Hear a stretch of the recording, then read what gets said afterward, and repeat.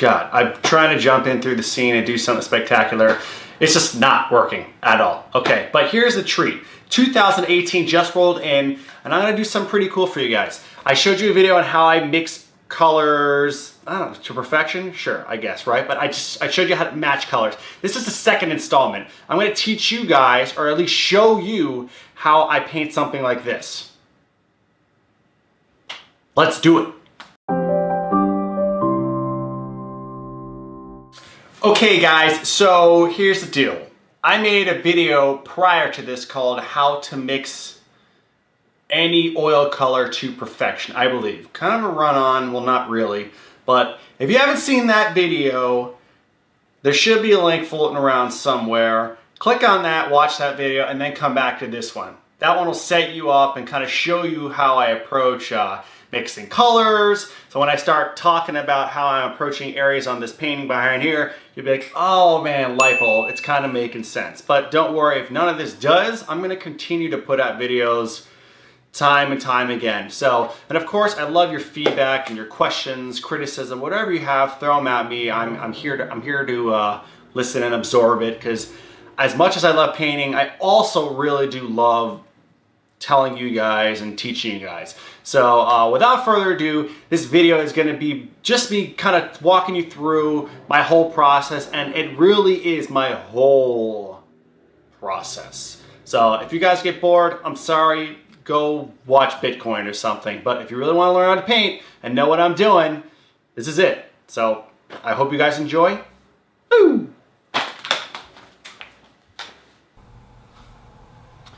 Okay, test one.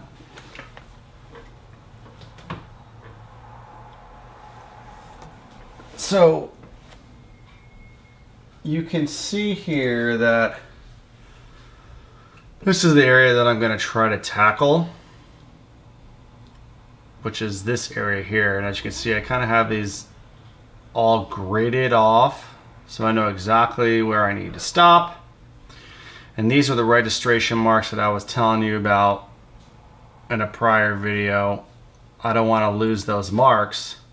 And so what I'm going to show you now is just my first pass as to how to go approaching something like this. Now, if you were to look at this, you would probably assume that, man, I need to hit this exact color, value, chroma.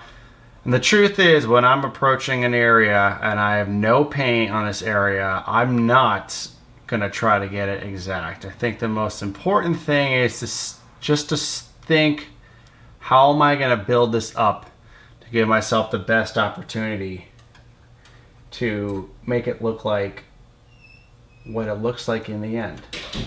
So before I start off, I always add a little bit of a mixture. Down here I have a mix of a Galkid Light with some sunflower oil. And what I do is I make sure that I brush onto the area of the finished work, or an area that I've already painted. And what this does is it allows me to essentially match the color of the previous layer. So for instance, if I did not do this and I painted on this with no oil and try to match it and I wait for it to dry, the chances of it matching might not be very good, because all these colors have different drying rates or absorption rates, and essentially it might look like it's matching at the time, but once my wet paint dries, it's going to change color and it's not going to match. So at least I know what it looks like now. What I'll also want to do is I want to strip off or remove the excess oil that I just applied. And what's nice about using this Galkid drying agent, which we'll have in the description once again, is it speeds up the drying time. So when you're working on a wood panel and the paint surface is very smooth, if I use like a refined linseed oil, I might strip the paint because in fact the paint surface or the paint might not be completely dry. So I might be stripping off paint.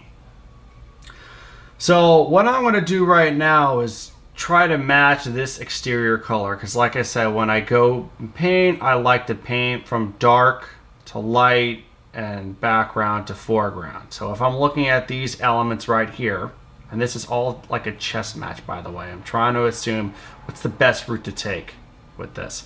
So if I'm looking at all these elements, I'm going to want to work this area here to the point where I'm getting close to these little leaves, and I'll probably want to work this in, and I'll kind of discuss as I approach. What I usually like to do is I like to apply a little bit of paint. I like to start off with a small brush just to make sure that I'm not jumping in with too much paint, because it's just like anything else, like a basketball player, they got to warm up. So I'm taking a little bit of gray because I don't think it's completely black.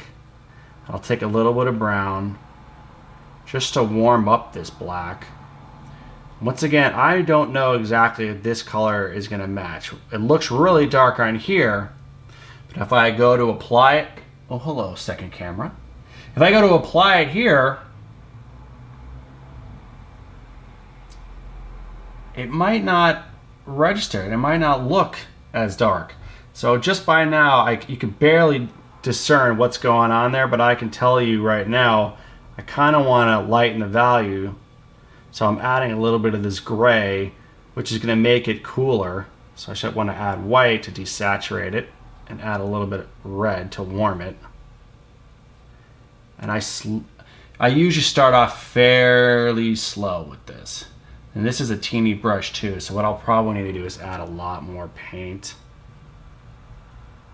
Just for starters.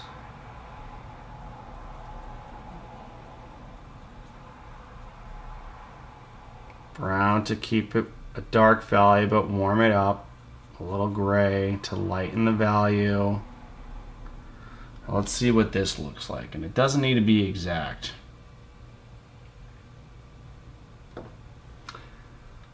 Okay, so I'm noticing here compared to here that it's got a little bit more red in it. So I want to just take a little bit more of this red down here just to shift the hue a little bit, and it doesn't need to be perfect.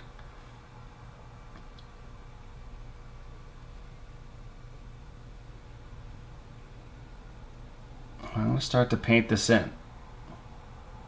I think what I need to do, add a little bit more oil to give it a little bit more flow. Now this oil I have here is, like I said, safflower and Galkid Light. So actually need to add a lot more. Let's do this. So as you can see, I start out really really slow, because beginning I'm not quite warmed up. I'm not really seeing the colors that well.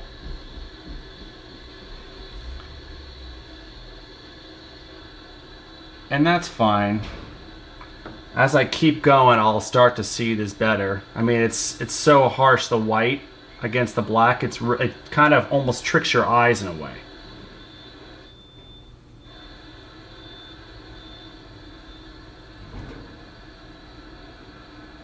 So right now I'm gonna go and I'm gonna try to get this blend to blend in with this area as best as I can.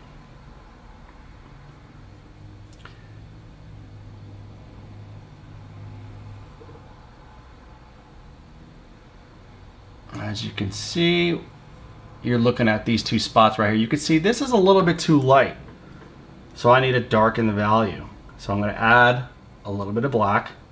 We have our black, brown, burnt sienna, whatever this red was. We have a darker valued gray. I think it's like a value 2. This is a value 4 gray, and this is our titanium white. White.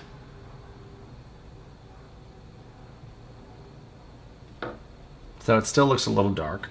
I'll add a little more black and add a little more oil. With the oil, I'm just kind of almost working over the top of the dry painted surface. So it almost kind of glazes on top. So what I can actually do now that I'm a little bit more warmed up, I'm gonna get a bigger brush, feeling a little risky, frisky. Do I want this brush? Is that too big? We got a filbert number 6 here. I don't know if I'm liking it. I don't know if I like this big brush. Let's see. I don't know if this might be too big of a brush to work with right now. But you know what? Let's give it a go. What the heck? Add a little oil to it. Remove the excess. Add that black. I always start with the gray because I know the black's going to be too dark. So I need a little bit of a lighter value. But this gray is really blue, so I need to warm it up. My brown, like I said in my previous video, which I'll have a link to at the end. This is the burnt sienna. This is a little bit more red, a little bit more warm than the brown. Let's see, let's do a test. Let's see how this looks.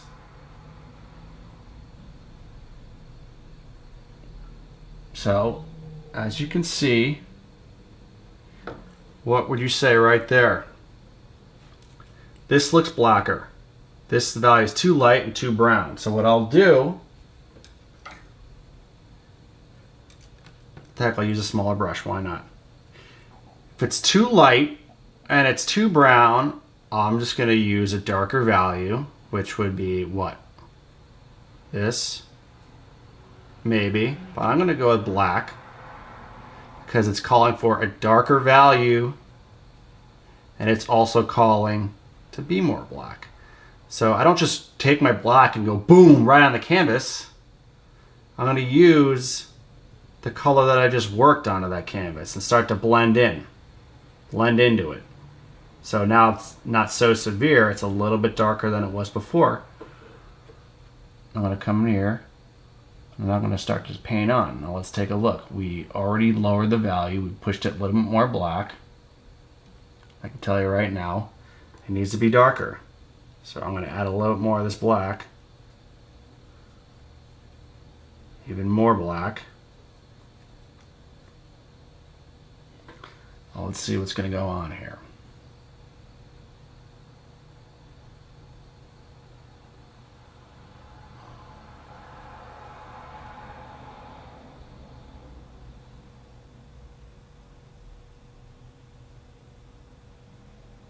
This takes an extreme amount of concentration to talk to a camera and paint like this. Jeez. I give credit to the artists that do this all the time. It's not easy. It would be so much easier for me just to kind of go in and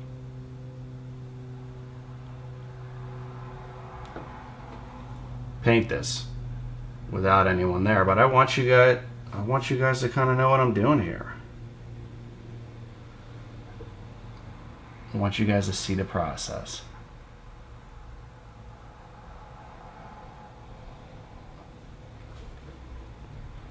Okay, so I think what happened is I used a little bit too much oil, but that's okay because it's going to dry with this quick dry medium. So what I'm going to do is I'm going to try to grab a little bit bigger of a brush.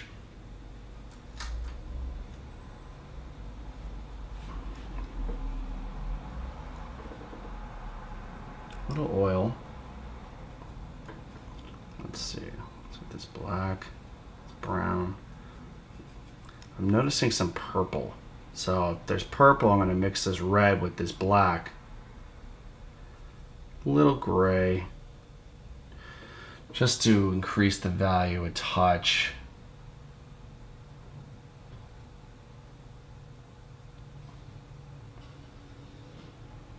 Yeah, there's a lot. Maybe there's too much oil on the brush, which is fine. This is, so essentially what's going to happen is you're not going to see me finish this in one sitting. So the point is to kind of get as close to a finish to this as possible for today and then wait for it to dry. Then we'll continue the video when it's dry.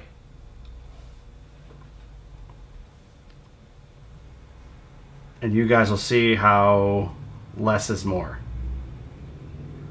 So I'm working in this area. So this is really dark. So what I'll do is I'm going to use this maul stick to kind of relax my hand and start painting in there. And I know there's a little bit more of a reddish hue in there. It's almost like there's a lot of light bouncing around in there. And of course I could go on, and if I really chose to, I can mix up a color and make it a little more red if I chose to. I'm actually going to bust out a smaller brush, believe it or not.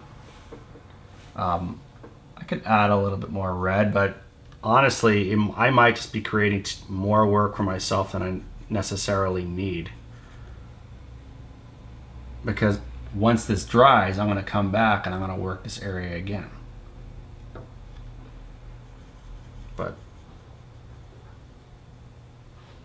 I'll add a little more red.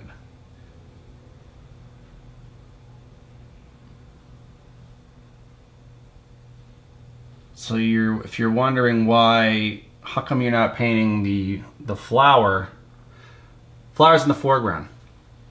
I want to work with all the elements in the back. The back is elements first.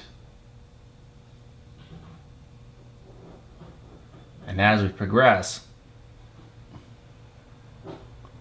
we'll move to the objects in front. Is this making sense? I'm talking to you guys like you can actually respond back to me.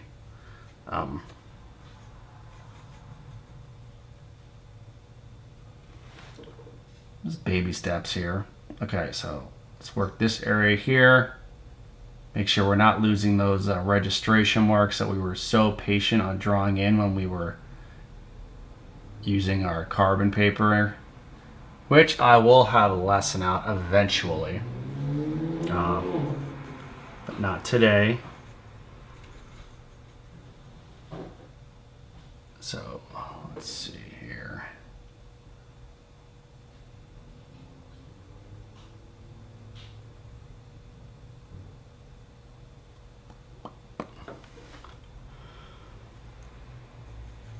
I think okay. I can increase the value and increase chroma by adding my burnt sienna, because I know this leaf here is creating some type of reflected light. It's adding a little color to the background. So I'm adding burnt sienna just to add a little more color to it. It's still really dark. It's almost so minimal you can't even discern. You can't even see the shift in color. It's very, very, very minimal. You might not, I mean, can you pick it up on the camera? I don't know. But just know that a shift is taking place. There we go.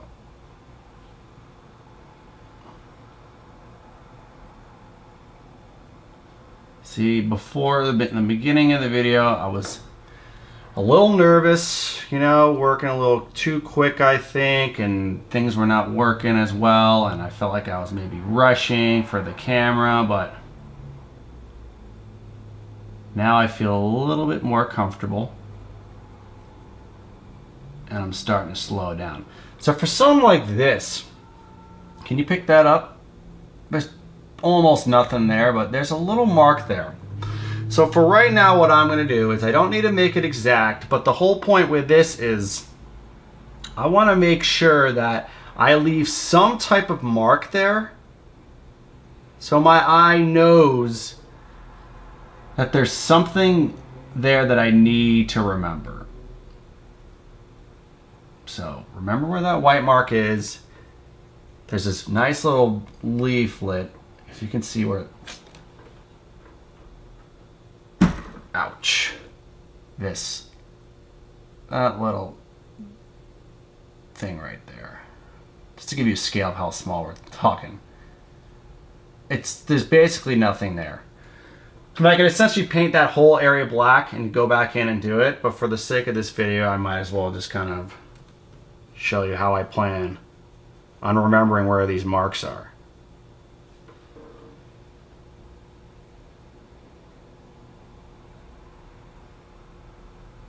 So whether the camera can pick it up, I'm not sure, but there's the littlest mark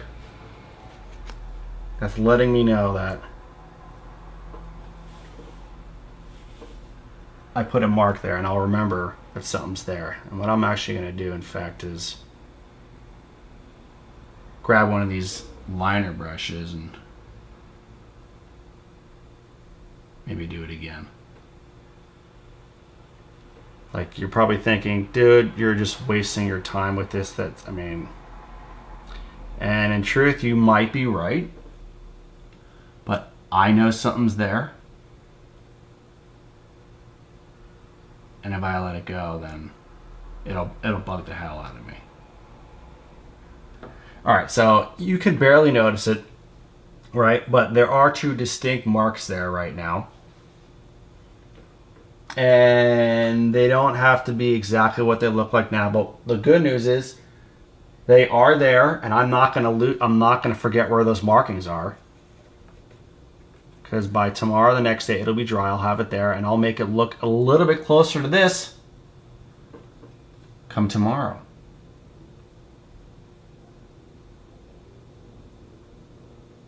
So where are we going now? I'm gonna paint out here. So as I'm working down this line, I'm thinking, all right, I eventually have to match this color.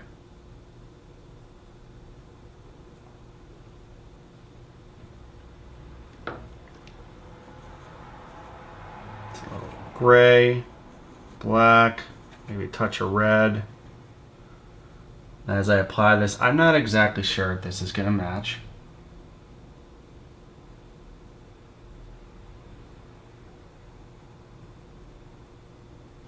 Looks like it's too light, so I can add a little more black.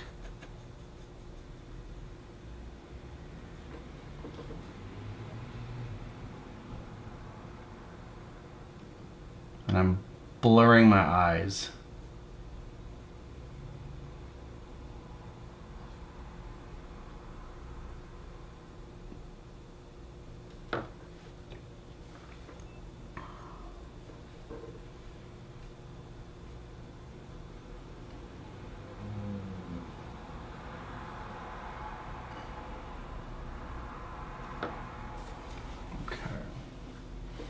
When we get down, I want to start working this area. So when we start to shift down here, we're seeing some reflected light from this flower. It's bouncing around. So this value in here is a little bit lighter. So if I start off, let's just say I start off with black, right? Want to increase my value, make it a little bit lighter, but also shift it because it's purple. So we would add a little red with the black, but increase the value, maybe a touch of white.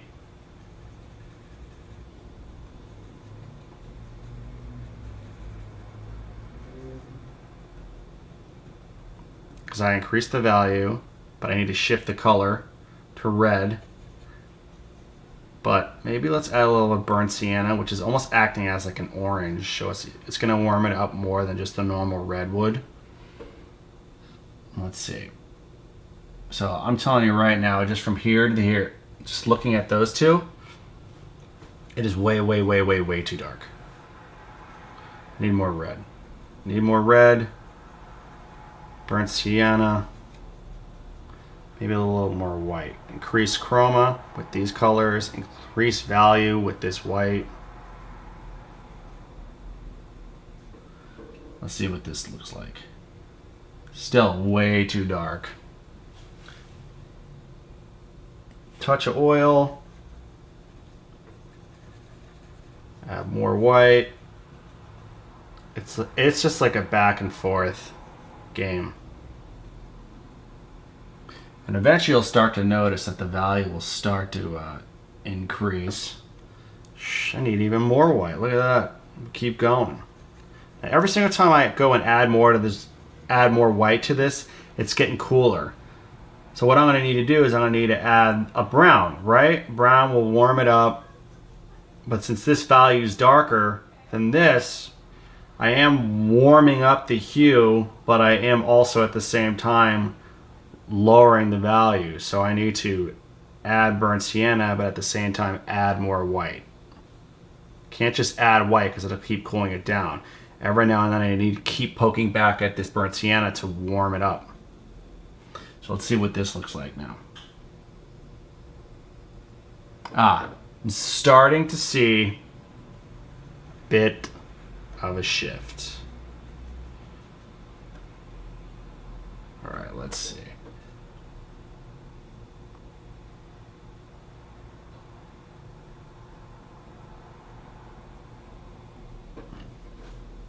So when you're looking up against the white, it's really hard to see. But if I start focusing on this black and I come back, it's much easier to see. To essentially gauge the value.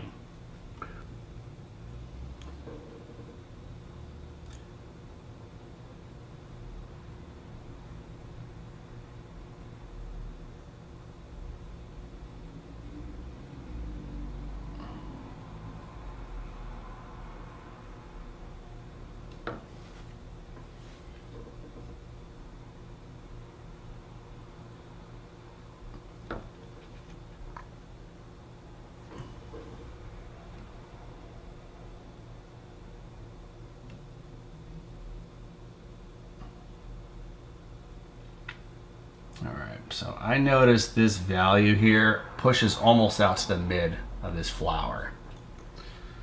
So what I want to do is I'm going to start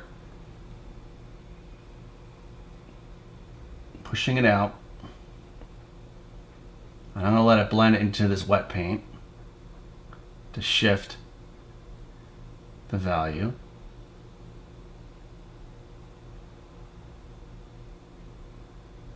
Paint it back and forth in between each other.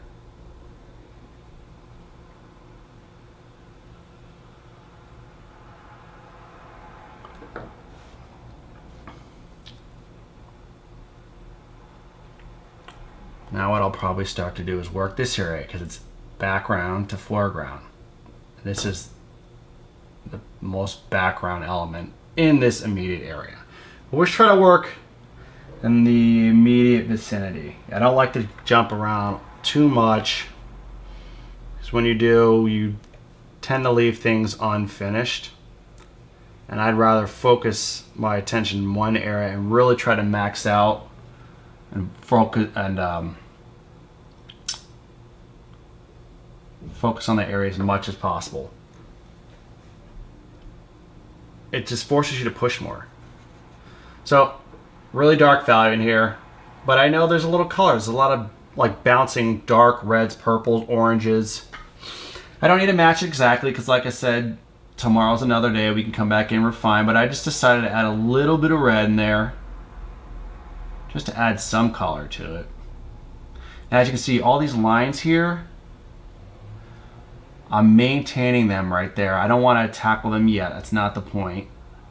I'm just trying to fill in the background first.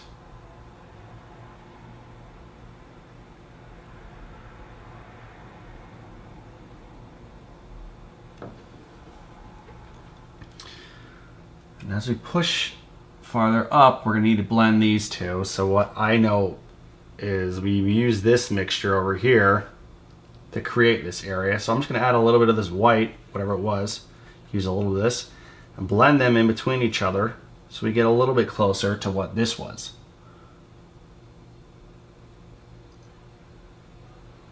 And just from my days of drawing, I know as we're coming out of here and coming up, it's coming into the light.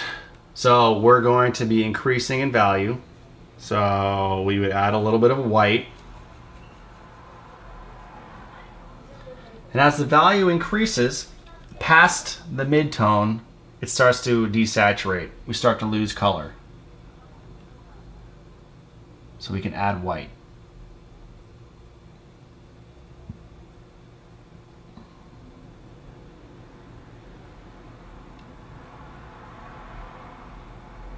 It's very interesting. Your eye plays tricks on you when you work with a really, really, really dark colors, like black, for instance, you start to see things. Not like It the Clown, but I mean, your eye starts to play tricks on you. So you got to really make sure that you focus your attention on the area. If I keep going looking at the white, the black, white to black, white to black, you'll start to see, you almost get spots in your eyes. And it becomes really difficult to determine what color it is you're trying to match. So it's always best, if you're going to focus, you got to almost tunnel focus on the dark areas, so you can kind of keep everything relative. So we got this line here, right?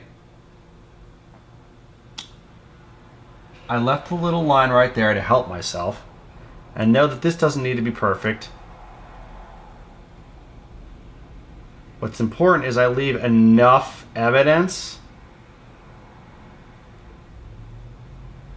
to show that, in fact, there is a line that was there.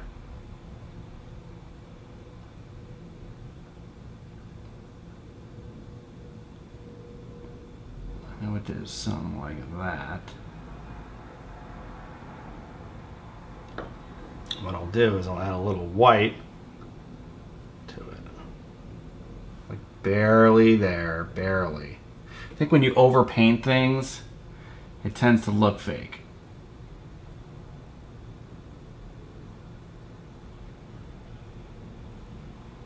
So what's going on here is I think there's too much oil and it's stripping.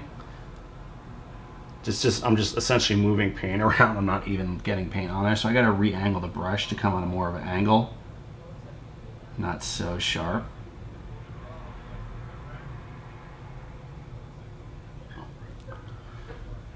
So we got something down there, all right? I'm not going to forget that it's there.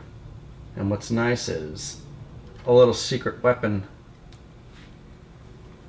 Thank you to Anthony Wykulis, I hope I'm pronouncing his name right. These little makeup brushes, they help you blend paint and they're non-destructive. So I'll go in the areas and softly brush away the paint strokes.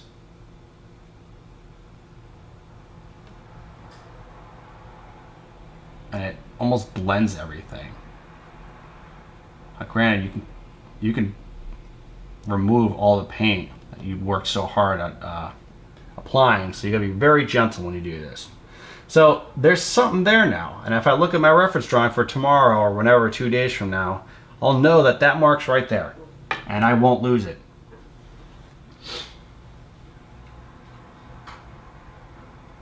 So where are we at now? Let's work these areas. Add a little black, add a little red.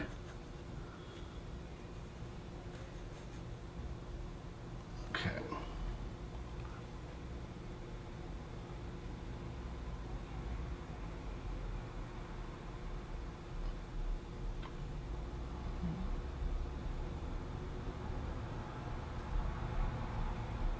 We might need a finer brush.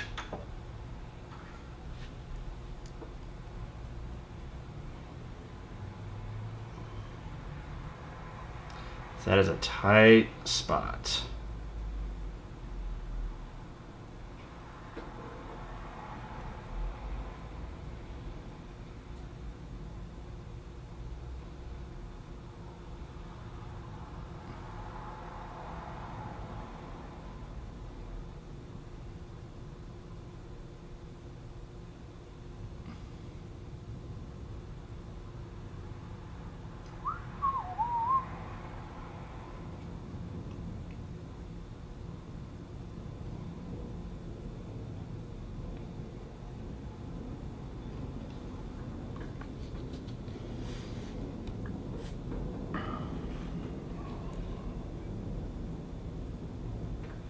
Need to shift this. I think it needs a little more red.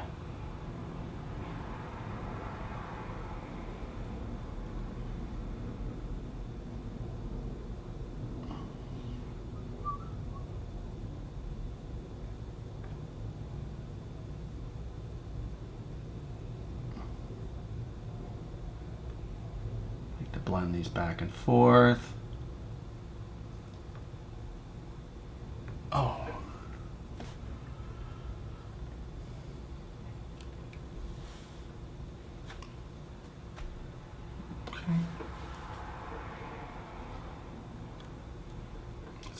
let's work this area right here.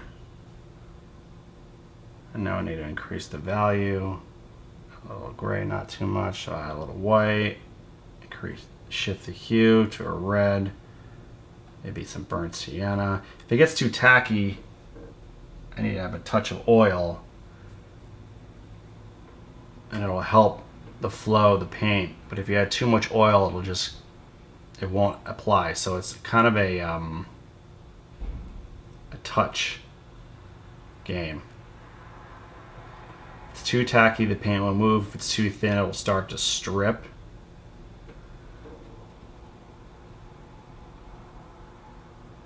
You only know the consistency of the paint once you apply the paint to the canvas and feel what it's doing.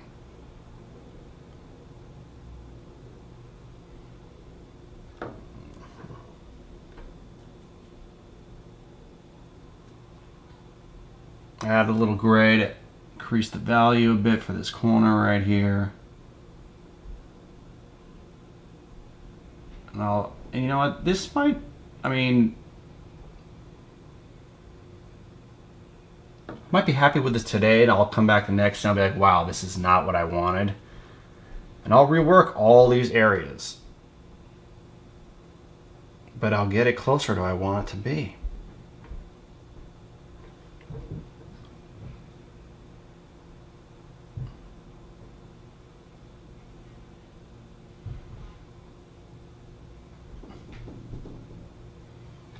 So here's what's nice about this little makeup brush. This doesn't need to be perfect. I can kind of just come in here, brush over this, and I still see the white line right there to show where this little stem's gonna be. So I'll go in and I'll amp up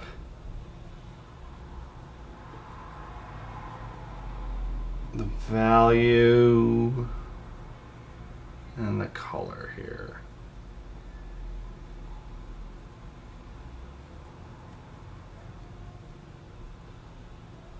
So let's see what this is.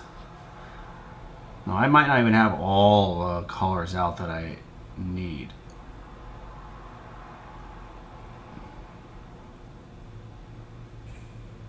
I could tell you what I'll probably need is some more yellow at some point, but right now it's doing exactly what it needs to do for me.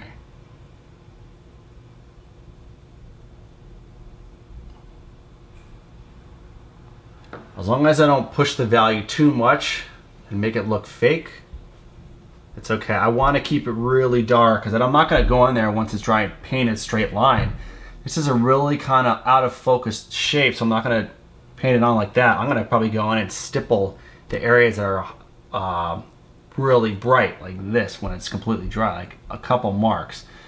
When you have painters who, how do I explain this? The ones that really can engineer the look of a photorealistic painting would look at this and they wouldn't be like, oh, I'm just going to paint that line like this. They're going to see this and they're going to probably stipple in certain areas and give the viewer the illusion that it's a line. But in fact, they won't paint it like a line. They'll come in and they'll work certain areas. So for me, I can kind of draw on a line right now because I'm using this almost as a registration mark to show me where the line is. And what I'll do is I'll paint this in like this, because I know I'm going to come back in with that brush, that makeup brush, to kind of almost tone it down a bit to hide this line. It looks, it looks pretty severe, like intentional, and that's fine. So I have those lines there. I'll come in with this makeup brush again, brush it off, and slowly come back in here and brush it down a bit. Just enough where I can see there's something there. It's almost as if I'm trying to like erase it in a way. Because before this, you know, we had a white background. I mean, you can't.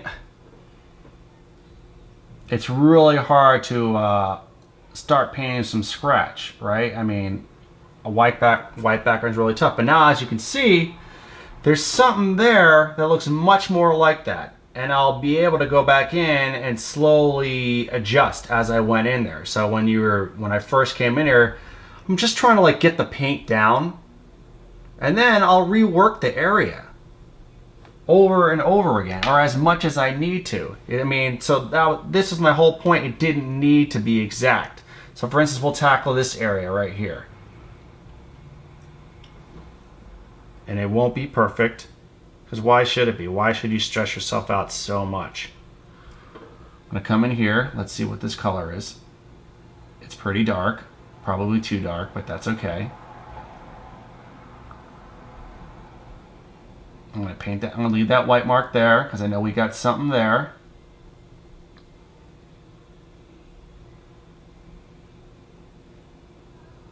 What I'm going to do is I'm going to start to kind of just push this paint in a little bit more, so when I apply this orange, whatever it is, I'm painting wet into wet. I like to kind of just almost make it disappear, this registration mark disappear, and at the end grab a nice kind of bright orange here. And I know this won't be the exact color. That's not the point. Remember, this is just to make sure that registration line survives, that we don't like lose it in our first pass. Just something there. So as you can see, that and that is not the same color, value, or anything, and that's okay. It's much closer than it was before, I'll tell you that.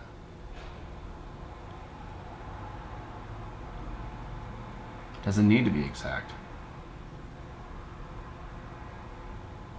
I'm almost doing this on purpose to show you how you really shouldn't stress out about how exact the first layer needs to be. I mean, yeah, try to get it as close as possible, you know, for your own sanity. But I mean, you don't need to pull out hairs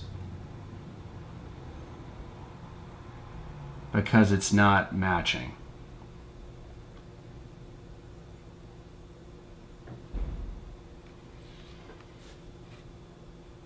So we got some purple here. Unfortunately, I didn't mix up any color for that purple.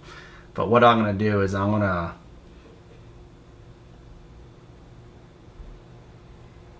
going to put something in there to let myself know that there is some type of purple orb in there, whatever it is.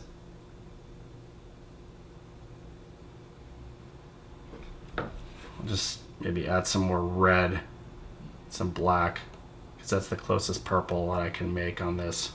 Maybe use this gray here, because it's going to increase the value but still keep it cool. Let's see what this color ends up looking like against the black. Alright, so we got something there. I don't love it. It's not ideal. It's not exactly what I want. But I just want to paint something in there just so I don't forget or don't lose the marking.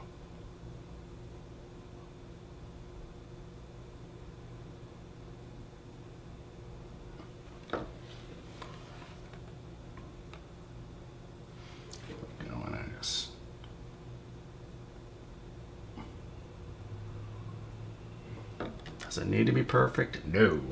Take my old brush, non-destructive, to kind of remove all those brush strokes. Come back in here quite light.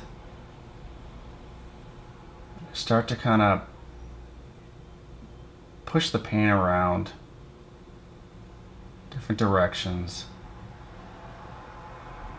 without being too destructive.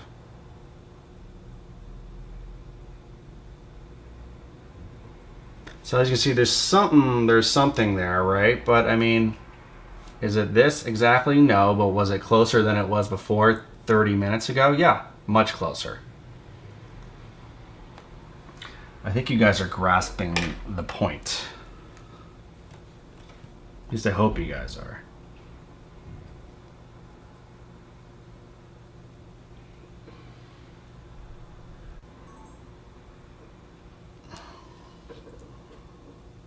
Let's get some in here.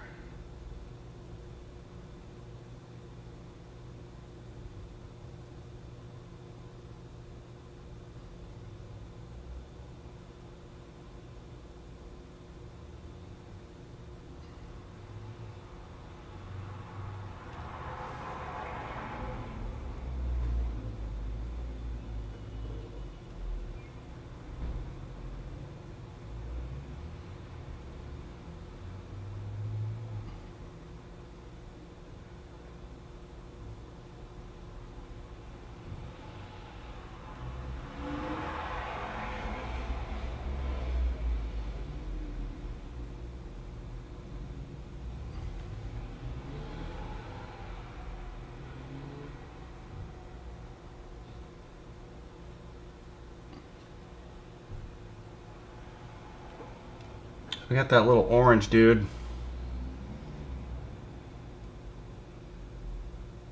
Just gonna mark it just to kind of let myself know where this edge begins.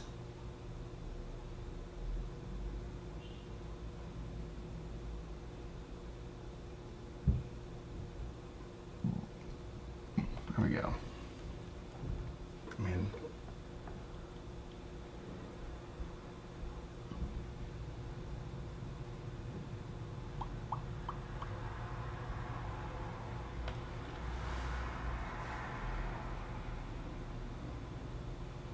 and everything else around it is much darker, so I'm just going to take this little teeny brush here and paint in those areas. Now, this doesn't need to be perfect when I apply this paint, because I'm going to use that makeup brush to push everything down.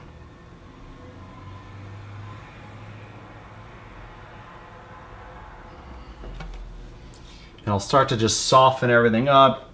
It'll blend everything. That's what I'm just painting it to kind of almost push it down to make it look more of a less brushed on look. It almost look like it's kind of out of focus.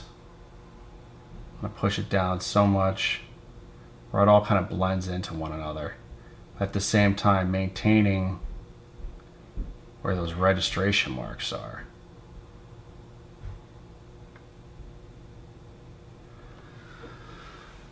So as you can see, we have something there now, which is really what we just wanted. We're just kind of saving the registration points, meaning registration points essentially meaning like we don't want to lose these lines. We want to make sure we like keep these lines intact. And how do we do that? Well, we have to paint. We got to paint those on, and then use a brush to kind of kill it, almost soften it up a bit, so they're not so distinguished. Because everything in the real world, we don't want it to look like it was hand done. It's soft. Some areas are in focus, some are out of focus. So you usually want to kind of brush out those areas that you've painted on. Now, essentially what I could is go back in here and work this, but since you work on wood paint on such a smooth surface, a sharp brush like this, since the layers are so thin, I might in fact just strip the paint. So I don't really want to go back in and work that area. So what I'll do is I'll just wait for that to dry and go back in and darken certain areas and glaze certain areas, or blend it even more the next time when it's dry. But what I do want to do is do better at matching that, so I felt like I did a poor job with that. So I'm gonna grab this gray, maybe a little red. It might be too red, but we'll see. We have no idea what it's gonna look like, so let's just apply. I'll put a little tap on the dried area, and I can see the paint that I have on My brush right now is too dark, so I added a touch of white to increase the value. Let's take a look.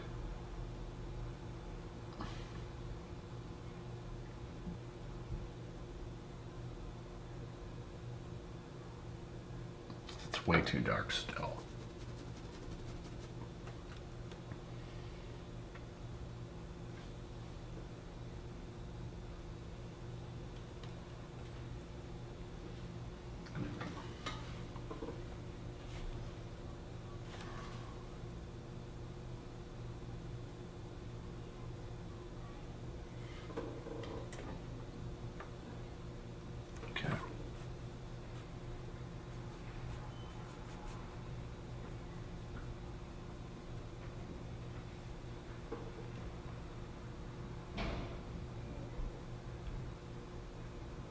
So I think I still need to add a little bit more white or gray, or just any value that's a little bit brighter than what I've got mixing right here.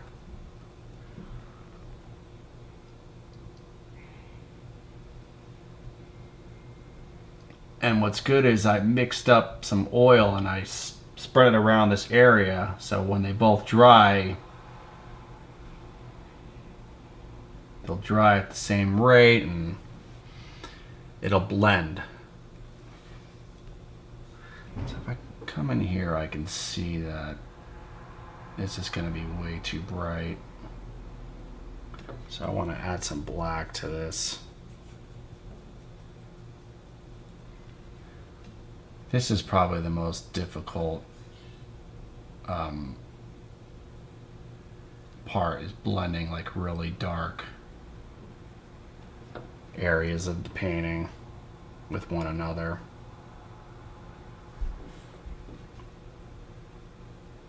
Like this needs to be darker. Jeez, that's way off.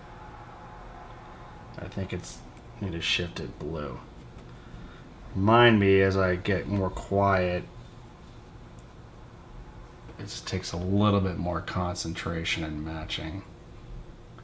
So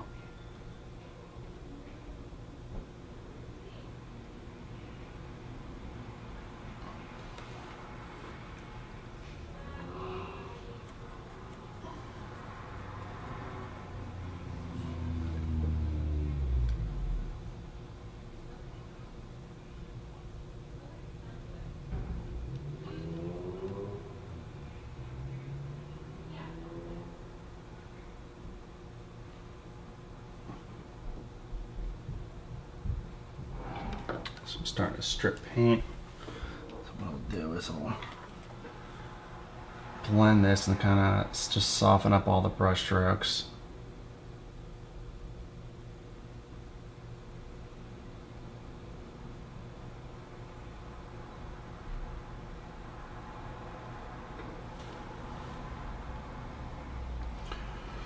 So I'm not so concerned about this area because I know I'm gonna have to apply paint here and I'm gonna build it up and push the form out over this area, so it doesn't have to be exact.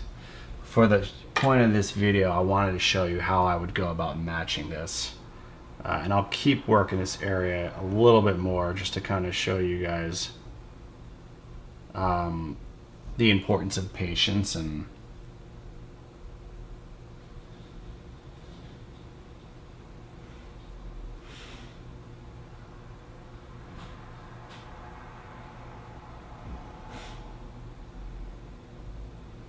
I'm barely touching the surface with this brush. It'll be really soft. If you feel like you're picking up paint as you're painting on, add a little bit more oil. That'll increase the flow and it won't make your brush stick to the painting surface, which tends to be the reason why you're stripping paint.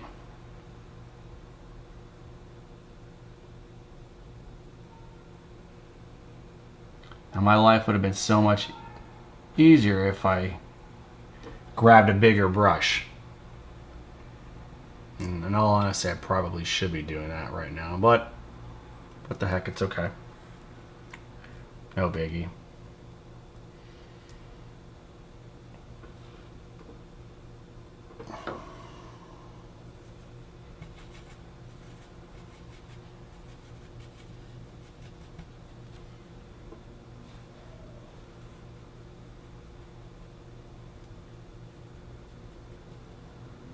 Okay, so what's this? I'm gonna try to match that.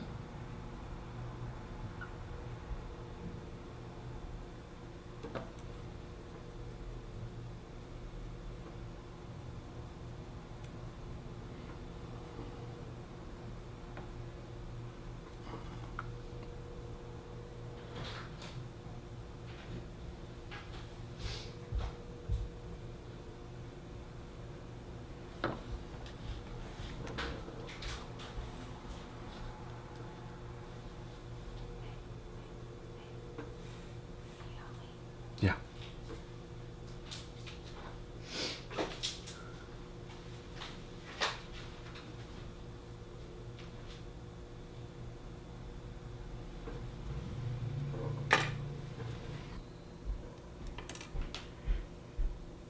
Okay, so we had a little mishap here, and I spilt oil all over the floor. So that's great. But let us continue. So I moved our reference a little bit closer because I felt like it was just so far away and I was missing it. And yeah. All right, so back to where we were. Where am I going to work now? Let's start working this area and start pushing in and kind of figuring out what shape we got here.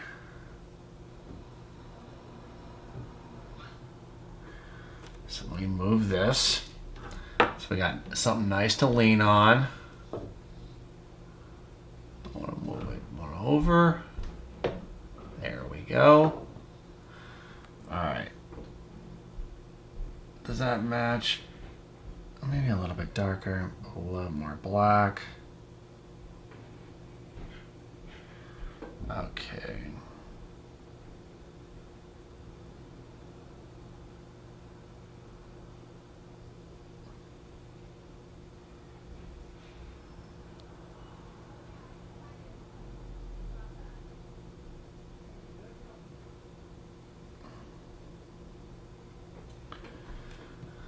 Let's get that shape.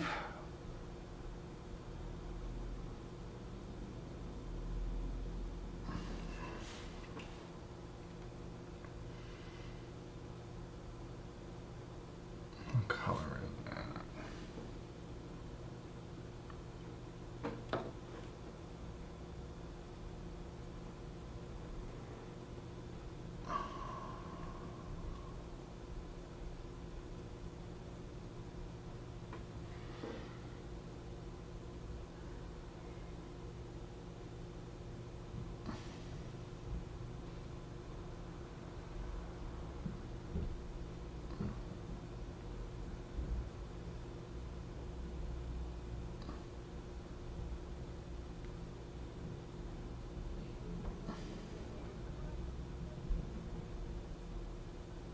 So as I'm painting this, I'm constantly kind of looking back and forth.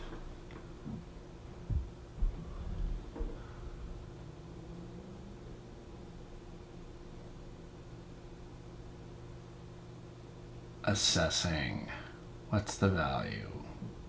Too high, shift the chroma.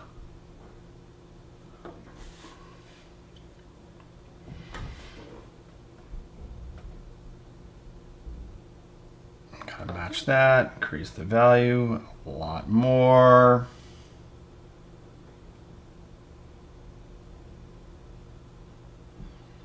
Let's see.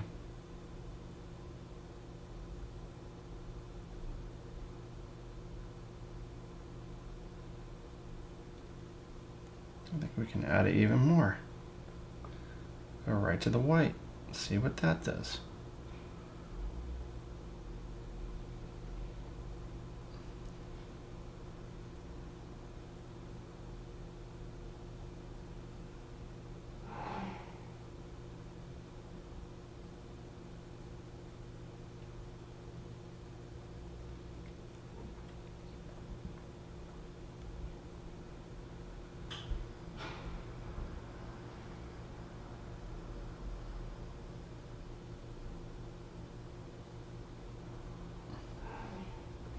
Okay, so that's looking much better, looking a lot more complete than when we started.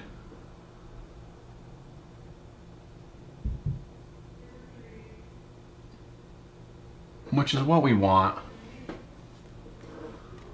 Come back in with this makeup and start blending. Just to kind of eliminate all those brush marks. Now so the whole the point, like I said, was just to get some stuff on for your first layer. You're trying to remember where the registration marks are. You don't want to lose them. That's the main purpose of this first layer. Then the next layer, we just go back and refine. And fortunately for you guys, I'm going to have another video where this layer will be dry and we'll get a little bit closer. We'll start taking areas that need to be a little bit darker. Maybe we need to get closer to the hue, because obviously I can tell you right now, these are not bright enough compared to that. We need to distinguish this line a lot more. This needs to be, we need to desaturate this, make this pushed a little bit black in this inset right here. I mean, there's a lot of stuff that I'm telling you that we're going to need to adjust. But right now, it's really not that important to get it perfect. I feel like that's really where you start to make yourself go stir crazy. Oh wait, what's going on here? Did I over push this area? So let's see. So what I could do is, I kind of want to grab an orange just to make that pop a little bit more. Let's see if I've got an orange around here. Bingo. Got the orange.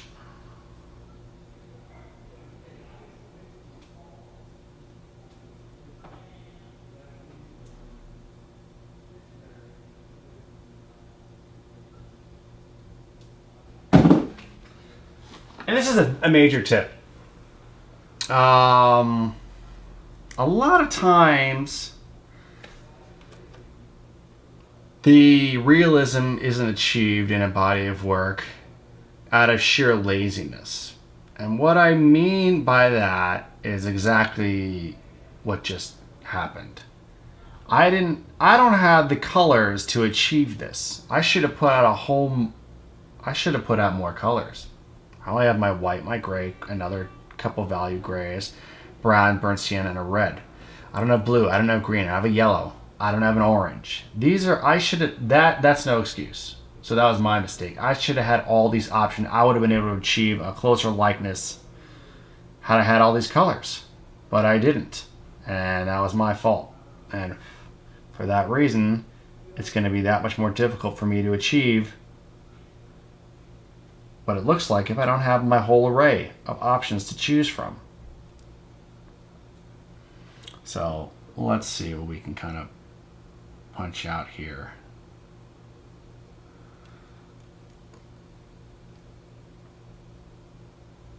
With this orange. Now I might have pushed this value way too high, which I probably did. So I'm going to dumb it back down. I want to see what this looks like. Alright, so that's okay.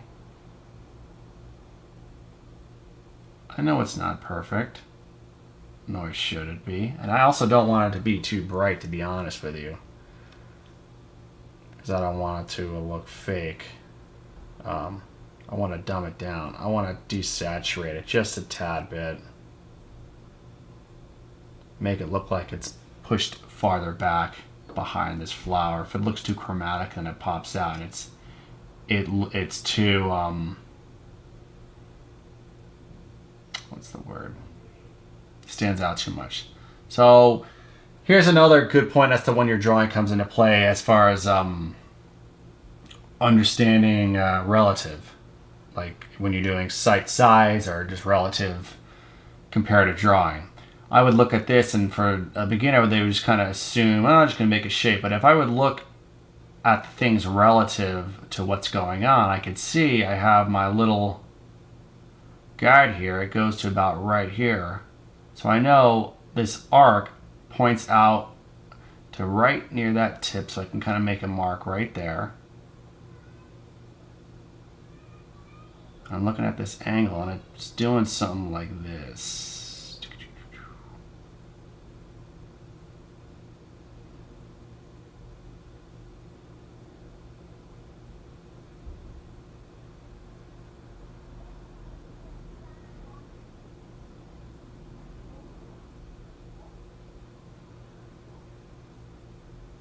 See, right now I'm not going for any more paint. There's a lot of paint on my brush. I'm just kind of moving it around right now.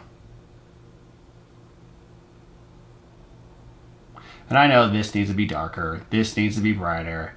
But honestly, if I wanted to achieve that in this first pass, I'd have to apply more and more and more paint. It would start to get messy. So why don't I do myself a favor? Why don't I just let this dry and come back in the next day? It'll make my life a whole lot easier. This way I can kind of focus on other areas of the painting.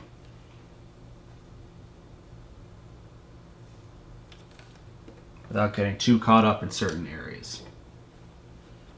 Because it doesn't need to be perfect right now. It's not the point. The point is get the paint down.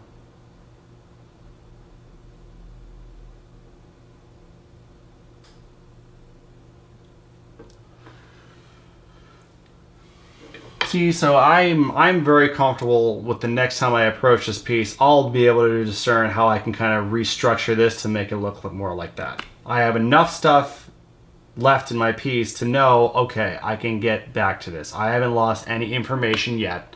I still know how to find it all, which is really important.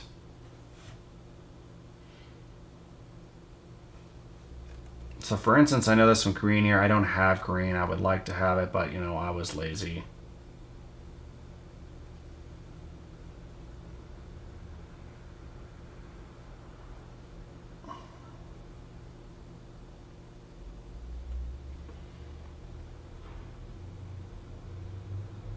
That's way too dark.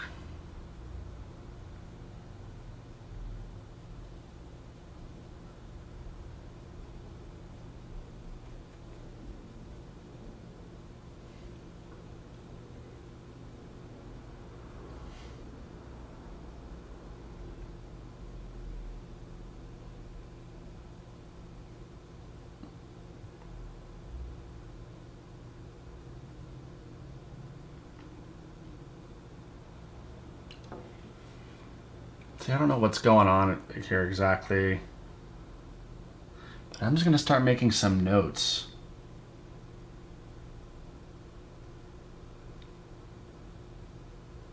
You're almost making notes with your brush in a way. Telling yourself there's this arc, I don't know exactly what it is, but just make the value a little bit brighter. So when you come back, you know, there's something there that I have to make a little bit brighter.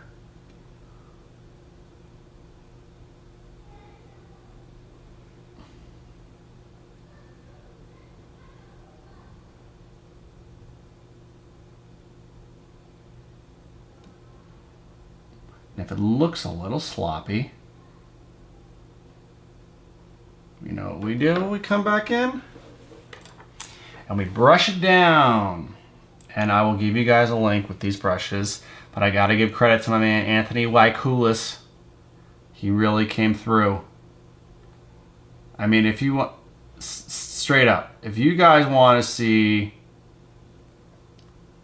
the most badass photorealism painting ever, in my honest opinion, I think Anthony Wycoulis takes the cake. I don't even know if I'm pronouncing his name right. I'm sorry if I'm butchering it, but To any other artists out there, I would love to hear your feedback. Maybe you have another artist that you think is top dog. There's a bunch that I can mention. I think Yigal Ozeri, amazing. You have like your Chuck Close. Not particularly my favorite, but I mean, you gotta give credit when credit is due. I mean, there's some amazing photorealist artists out there, but for me, my favorite, Anthony Waikulis. Not to mention the guy is just super kind and offers advice and shares his techniques. Always friendly on Instagram. I mean, I can't say enough about the guy. And it's always upsetting when you have amazing artists who you meet and you have such high hopes, and you finally get to meet them and they turn out to be jerks. I mean, it's unfortunate, but it happens. But don't let that get you down. I mean, we're not into this business because we want to go and chat and meet our idols. We're in this business to paint. I mean, I personally, I don't really like going to galleries and shows. It's not my thing. I prefer just staying at home and painting. So I'm approaching this right now. I should be focusing a little bit more.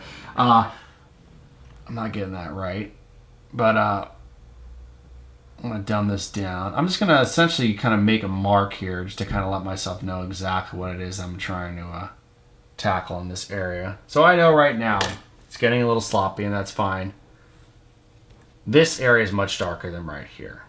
And to be honest with you, I don't want to start playing around with more paint, because if I start painting over here, I need to clean this area. I'll need to clean this area. So honestly, it's best for me just to kind of wait for this to dry. So that's what I'm going to do.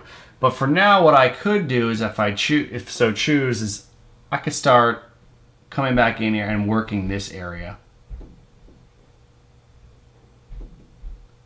And try to just get the perimeter of this shape so I know where it is, and try to capture the darkest value of this, and just slowly piece together what that shape is without bringing too much attention to it.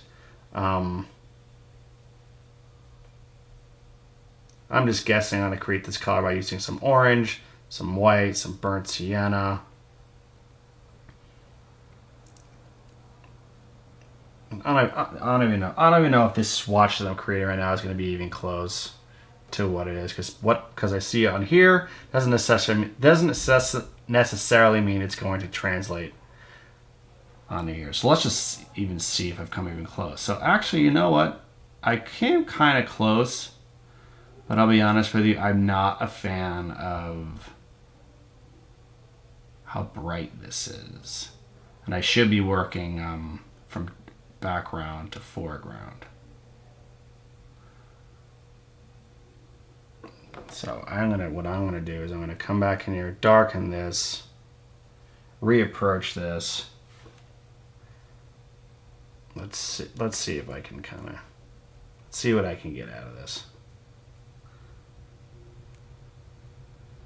For you fans that are still with me.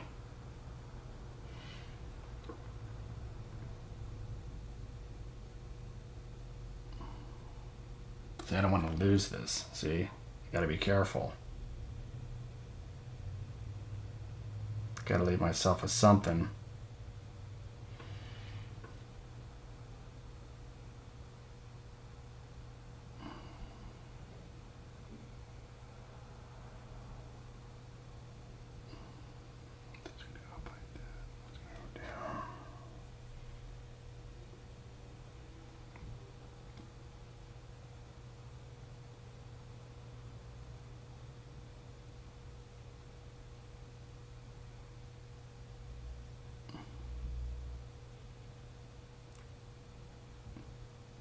Alright, so I've increased the value just enough where I've got something there to play with. Let's just try to recapture that edge.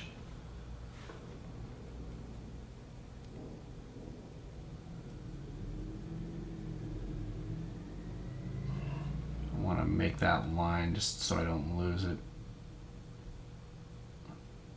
Good. I think it's about right there. Or that mark goes like to there and to there.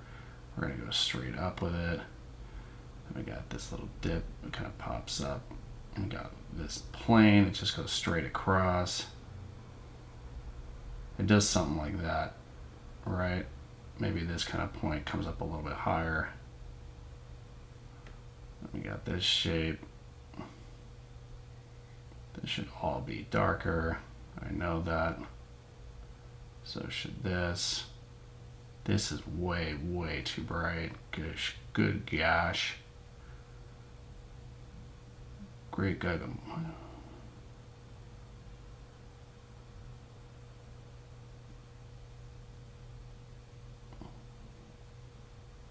Cool. All right, just a little bit better. I'll be able to go to sleep at night now. All right, now I'm just gonna soften that area up to kind of eliminate those brush strokes. Try to be as less destructive as less destructive.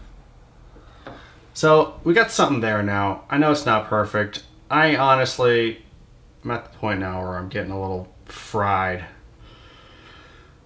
with the addition of having you guys watch me on camera. It's honestly, it's a lot, believe it or not. It's not easy to do this, but I'll get better at it, and that's all we can really strive for. Got mad props for Bob Ross,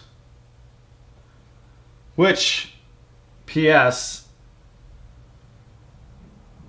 that's the outfit that I wore for Halloween, even though tonight is in fact Halloween.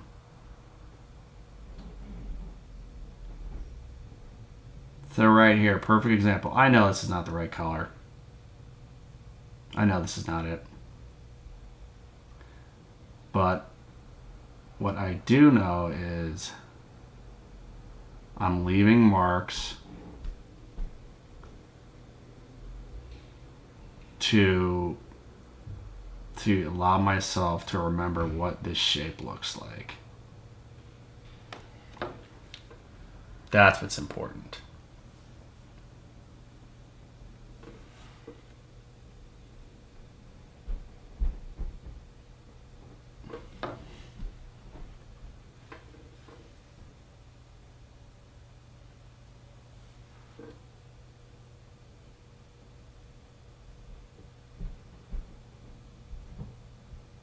Like, I know this is completely wrong.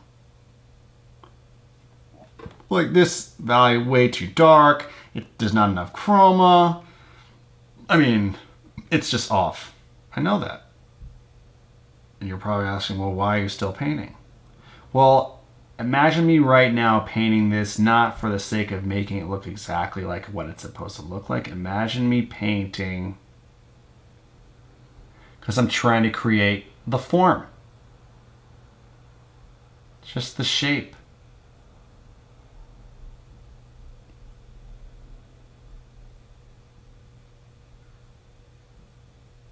That's what I'm doing right now.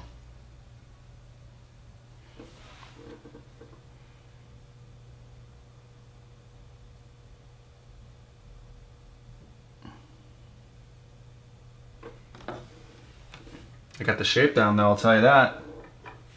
All right. I'll come back down here.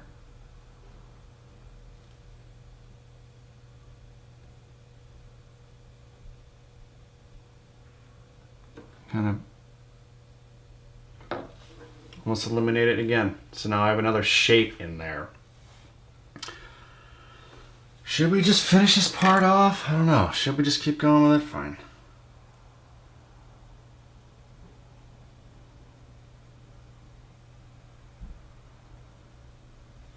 almost.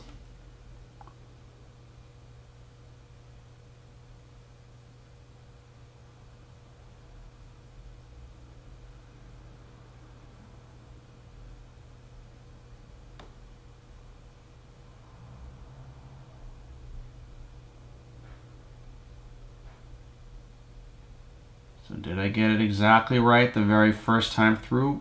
Nope, not at all. Did I think I was? Maybe. I always like to strive to, but did I get it? Nope. Is that okay? Yep. That's fine.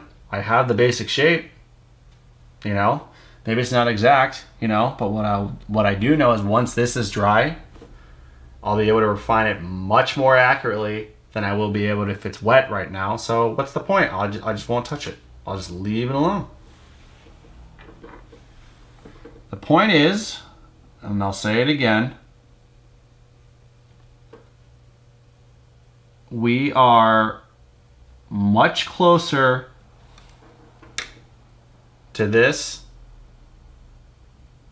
now than when we were when it was just white. And I think we can all agree on that.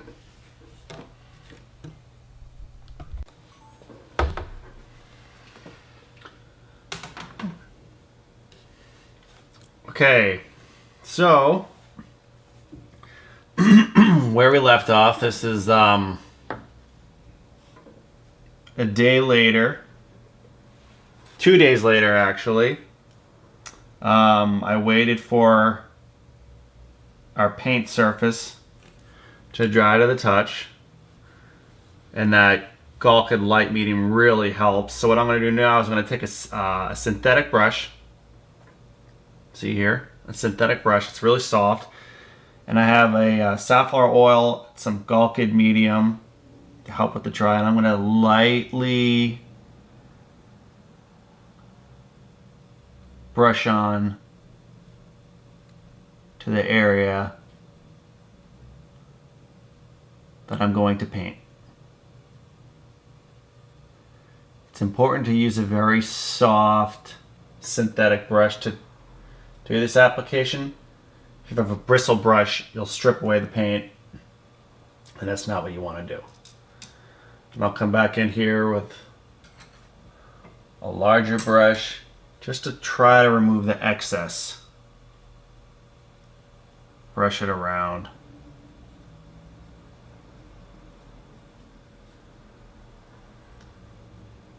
Okay.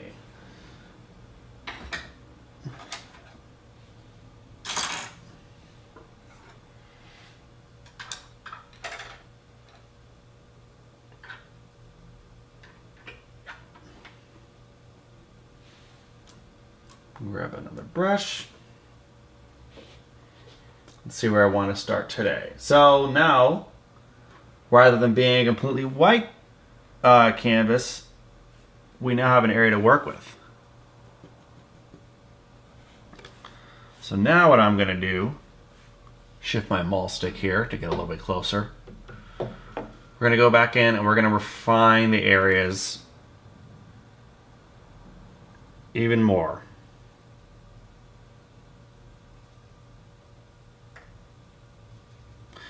I'm going to start inside here. Maybe work my way around. We always want to start background to foreground, dark to light. Remember, like I said, when I'm mixing up these swatches for the first time, I'm not sure how it's going to interact, so I'm just mixing this up pretty much on a guess as to what I think is the right color. So I'll take a little dab and I'll look and I'll observe and I'll say, hey, you know what, that looks pretty good.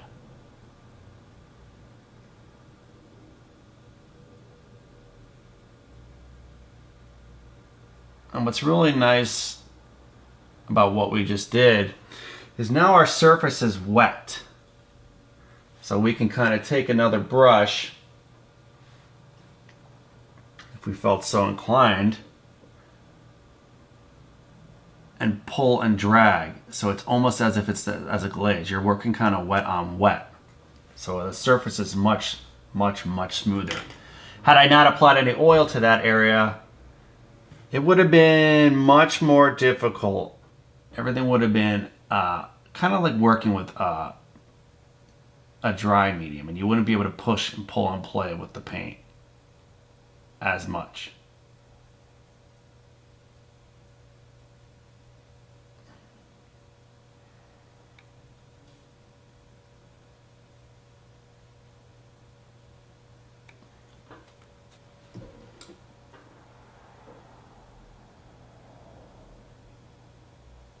So this is, I'm just dry brushing. I'm slowly pulling the paint around,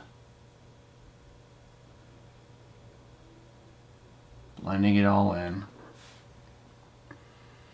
taking a step back and looking at what I did. Now this area down here needs to be a little bit darker because this is casting a shadow. Add a little black.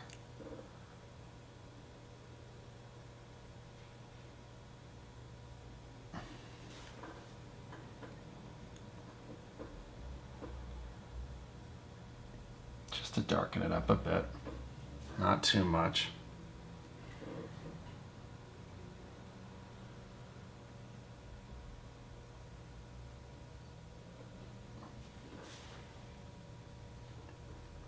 Okay, I'm liking that. What I want to do is I want to recreate, I think I want to recreate this shape here maybe, or maybe clean this area up a little bit.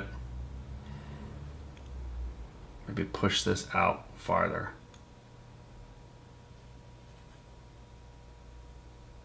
Meaning this transition. It's kind of just stops abruptly there. I want to push it out farther out to make it more of a gradual shift.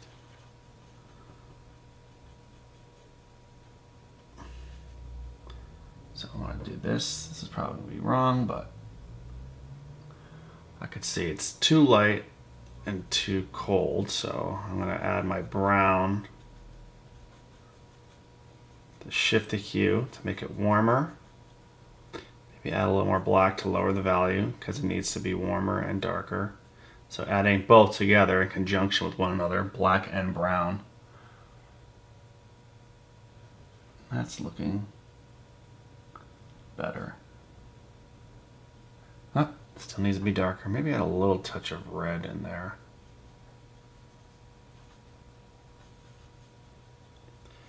Add a little oil to increase the flow. It's too light. It doesn't look, I think it needs to be more red. More, just darker.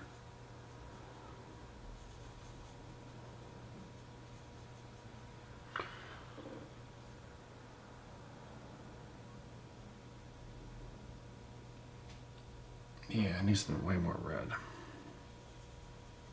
See, I'm looking at this and trying to blend it out to make it go darker, darker, darker. If that makes sense.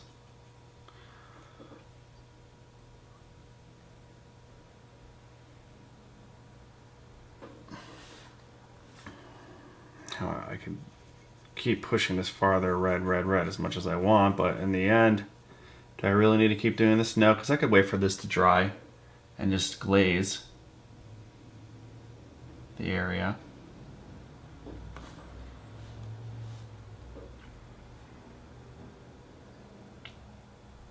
So remember, we applied that oil. Now we can kind of move this paint around.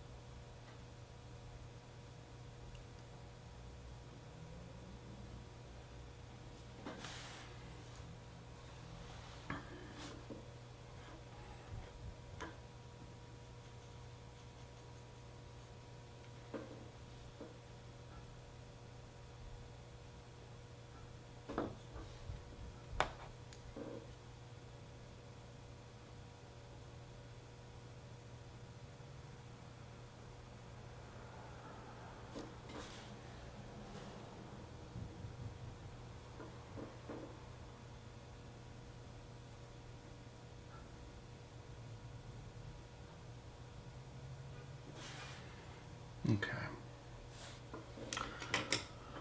I'm gonna go back in and clean these shapes. This guy, this guy, this guy.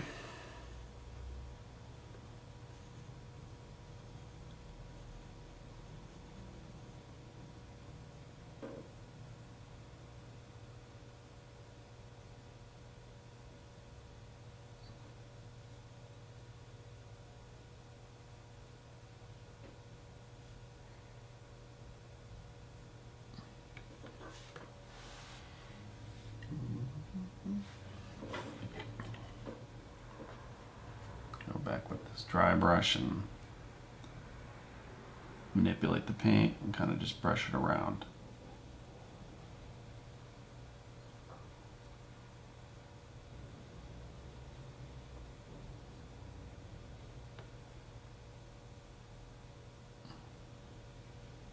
See, a lot of people, or a lot of artists, they apply so much paint to their brush, and obviously it all depends on what you're trying to achieve, but a lot of times you have so much paint on your brush that, I mean, you have enough on your brush that you don't need to keep on applying more, because essentially what's going to happen is if you load up that brush, you need to move that paint around. You need to do something with it. So I'll start off with less and try to play around with it and move it around. Because there's one thing for sure you're going to get is a quicker drying time for the next day, which is essentially what you want, you know. You don't always want the paint to be wet.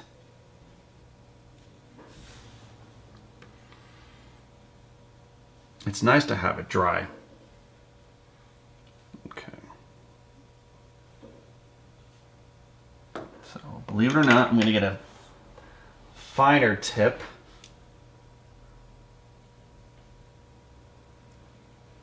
Look at this. Teeny, teeny little guy. And that's when this maul stick really comes in handy. So I'm going to add a little black. A little more oil, just increase the flow.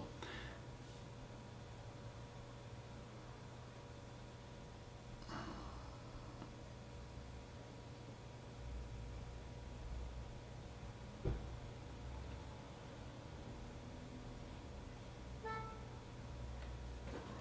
think I need to be even more dark, maybe have the paint be a little bit thicker.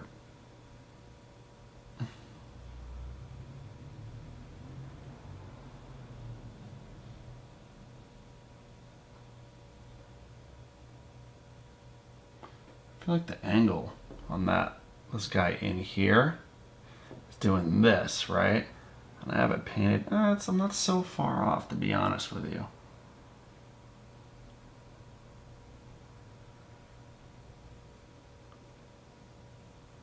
I just got to make it thinner.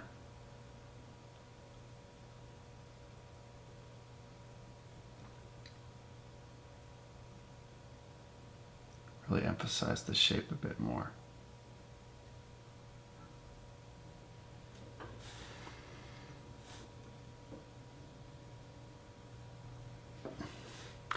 See, I know it's really tedious, but the thing is, I'm enjoying myself right now. Like, I'm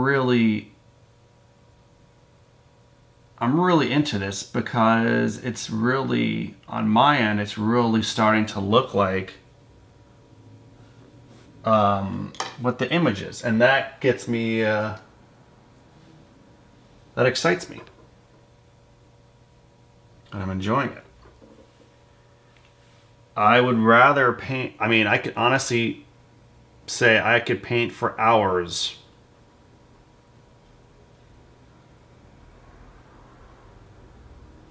like the 10 hours in a day, if I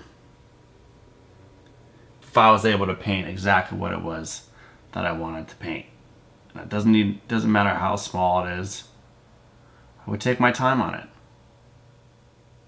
However, I have those days sometimes where no matter what I do, I'll paint and it'll just look like crap. And I'll be painting for like, honestly, maybe an hour, and I'll be like, get me the hell off of this easel. I can't do it anymore. And it just goes to show you, yeah, painting may take a lot of time, but I mean, if you're happy with the work and you're enjoying what's coming or what you're creating, then who cares how long it takes you? I mean, it shouldn't matter.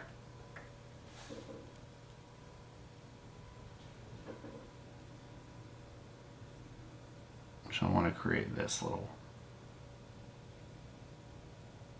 emphasize that shape a little bit more.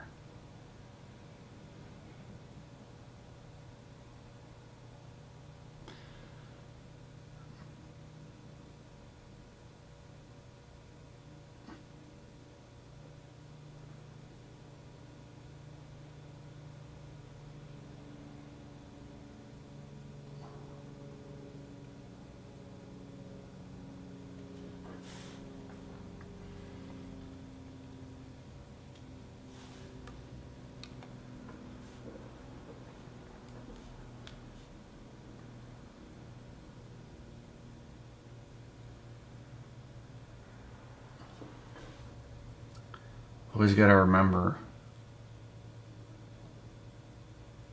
you got to brush down the areas that you just painted to eliminate the brush strokes, to kind of soften everything. And of course, once this is dry, I can go back in the next day and see if it needs any more adjusting.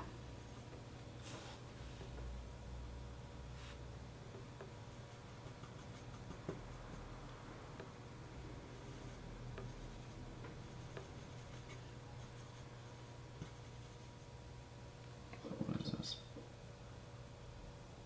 I feel like I need to increase the value in there, lighten it up a bit, add a little white. Add a little oil, increase flow. A lot more white. See what this looks like.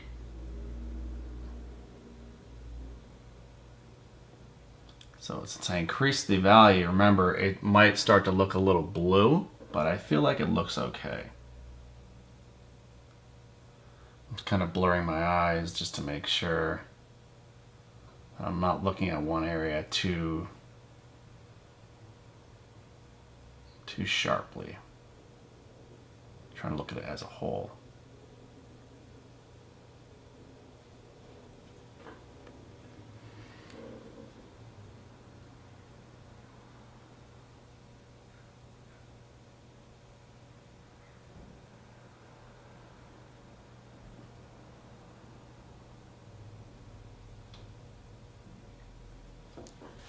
Okay. Where should we go next?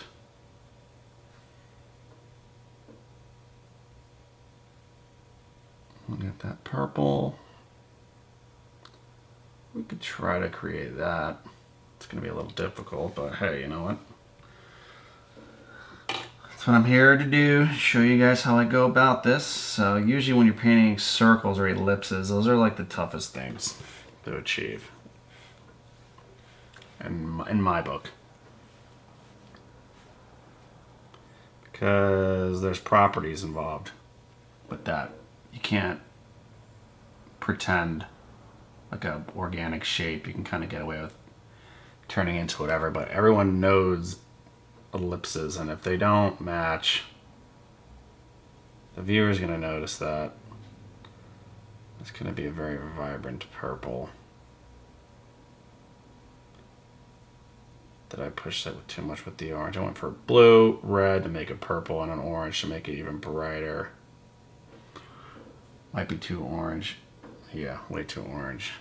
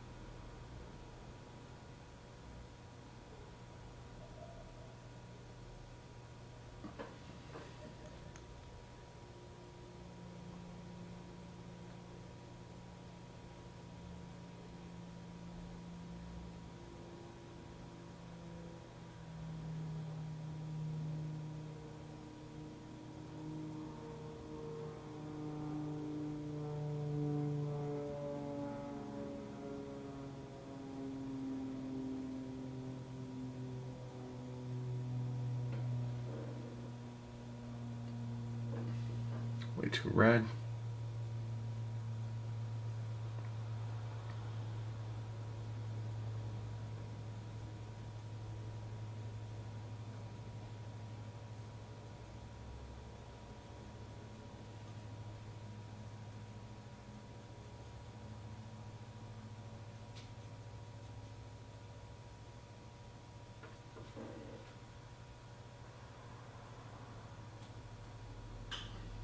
Huh.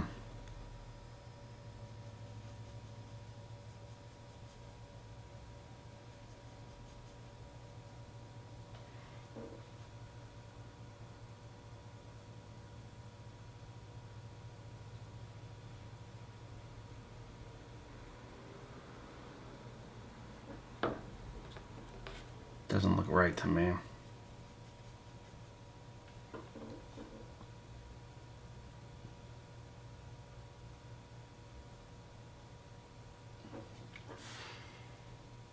So what's nice about this is I don't need to, I'll just add some oil.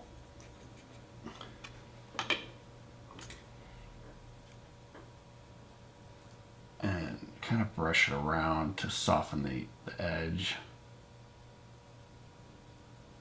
So it almost kind of gets lost in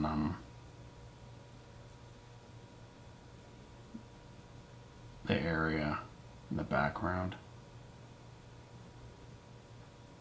Just brush it around.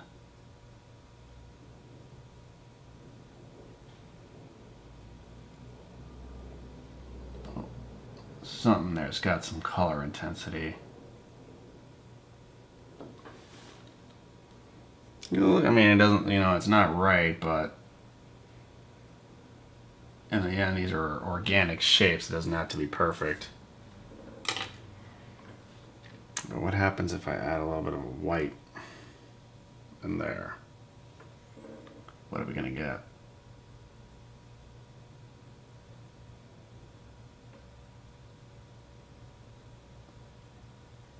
Nothing.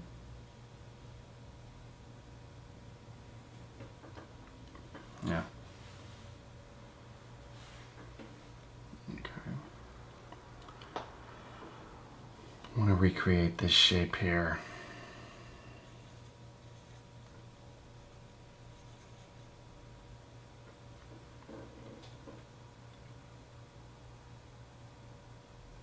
Needs to be darker. I might want to get a finer brush actually.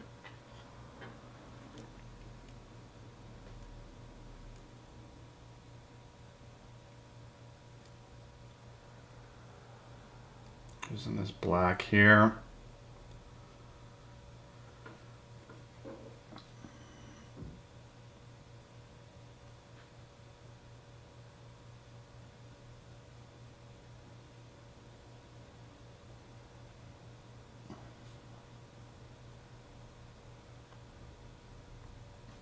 I think there needs to be some red in there. And that black to shift the hue a bit.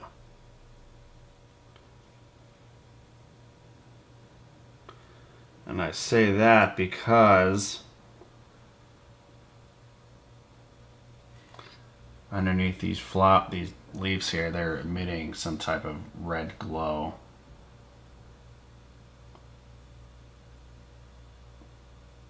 I'm kind of restructuring this area.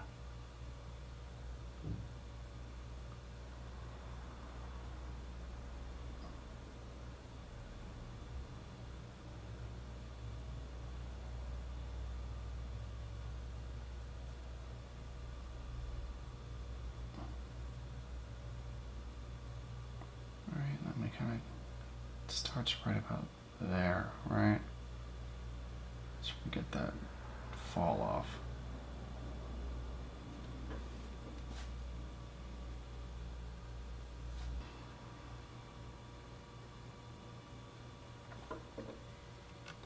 Okay.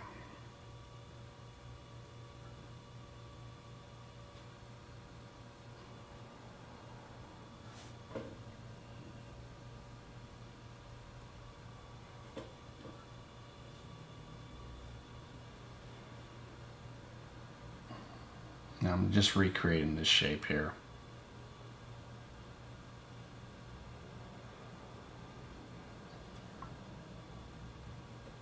do stuff like this.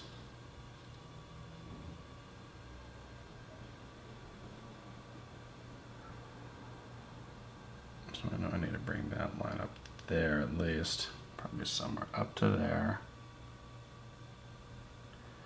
on this type of an angle.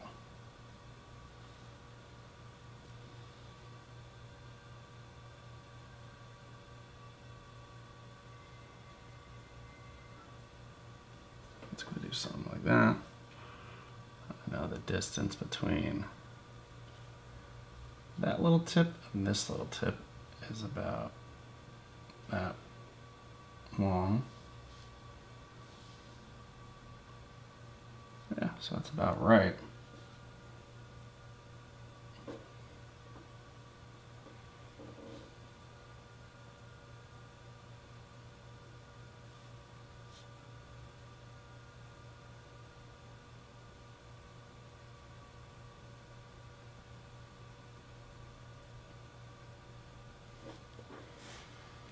Somehow I got that shape really, I was way off the first time.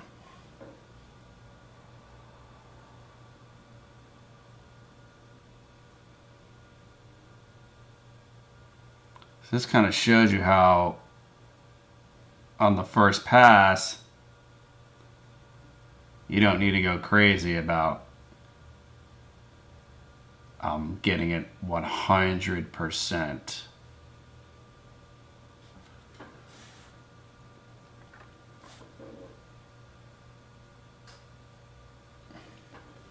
Okay, so let's try to recreate this guy in here. So I need to increase value, shift the hue, right? So I'll just bring in orange because I know it's more orange.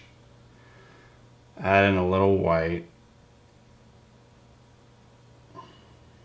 brown, not just black.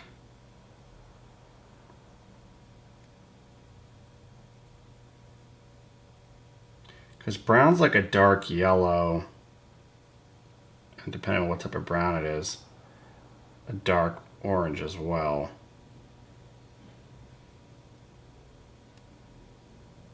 So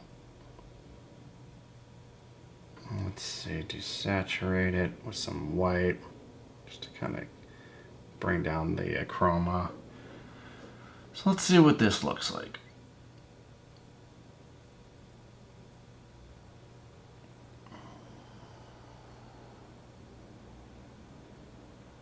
So if anything, when I'm creating this type of stuff, I want to shoot for a lower value and a lower chroma and build up background to foreground.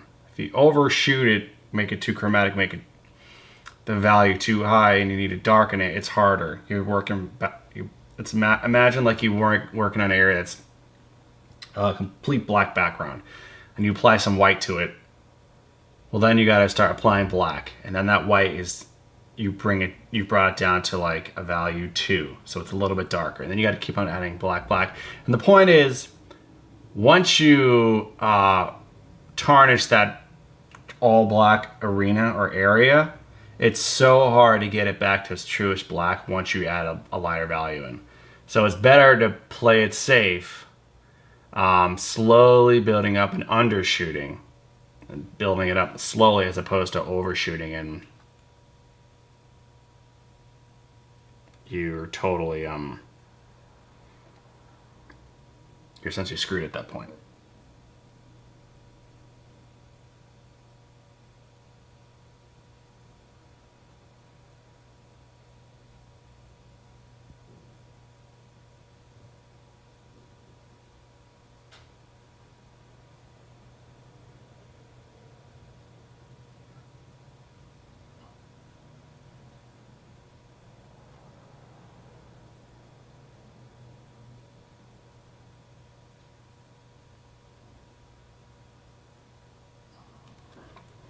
Here I can add some white. Let's see what that looks like. See what it's going to do. And I basically right now I'm just trying to get this shape I don't need to get it exactly that bright. What I just want to do is maybe create something a little bit darker in shape, darker in value, and maybe start to draw it out.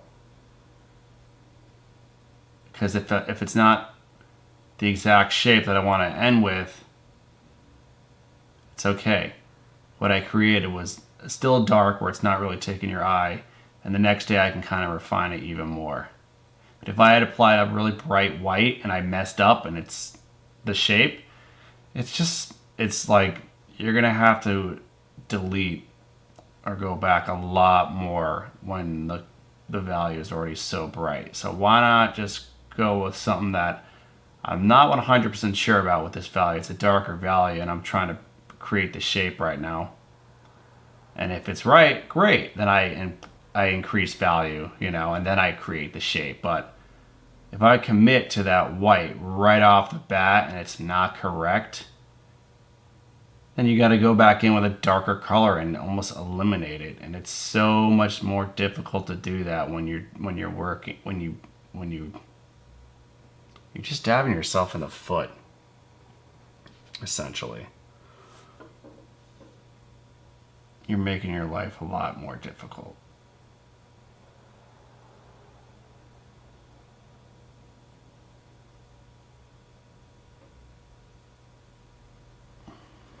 I like this shape. So let's create what's going on with this here. I want to figure out what that is. So if I do a little measuring from the tip to there, it's about that length.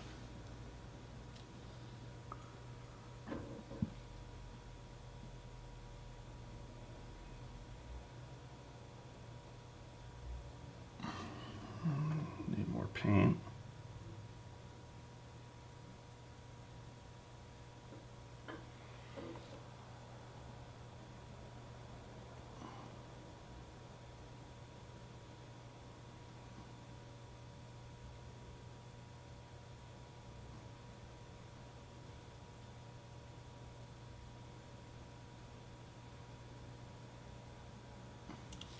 So I need to grab something a little bit lighter. Nothing permanent, just to kind of remind myself where this line is.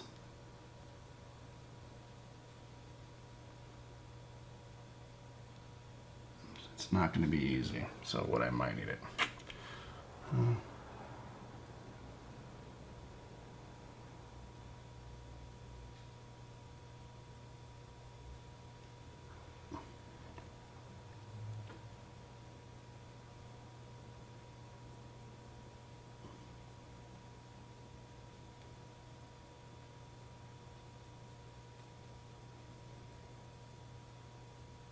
Essentially, I just want to make a mark to remind myself.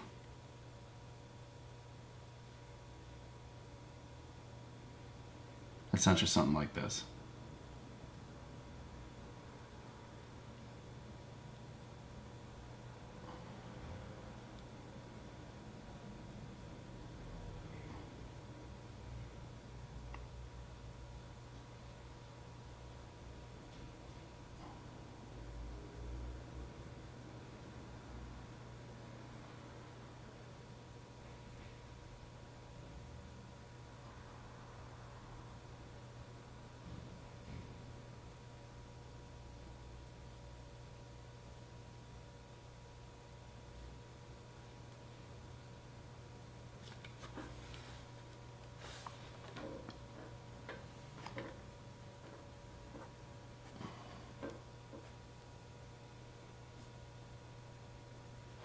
You just soften all this up.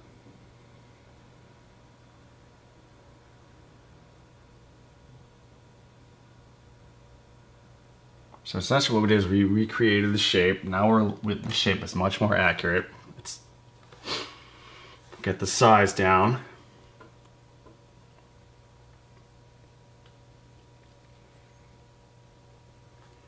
Oh, I could keep working this area if I chose to.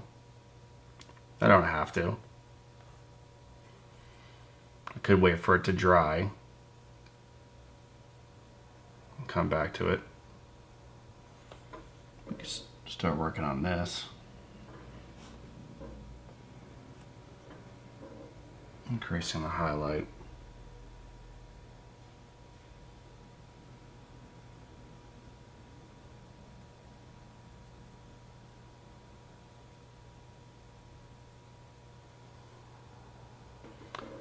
Let's see what it is.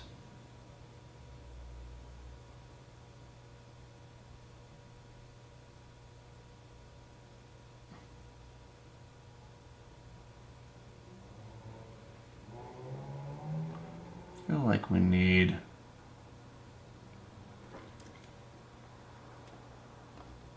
more orange in there.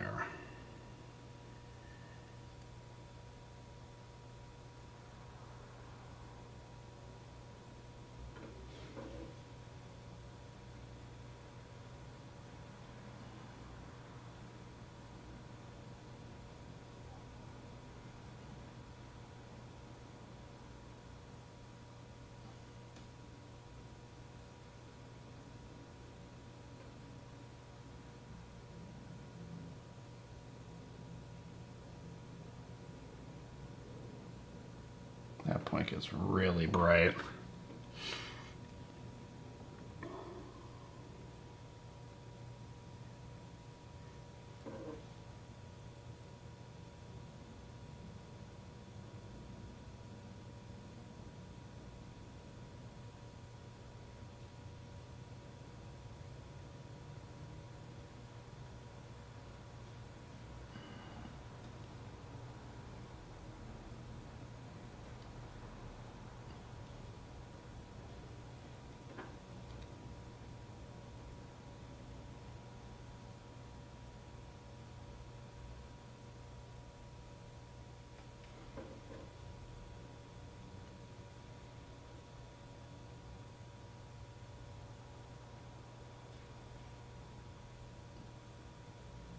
This is a little bit darker, it's got more red to it.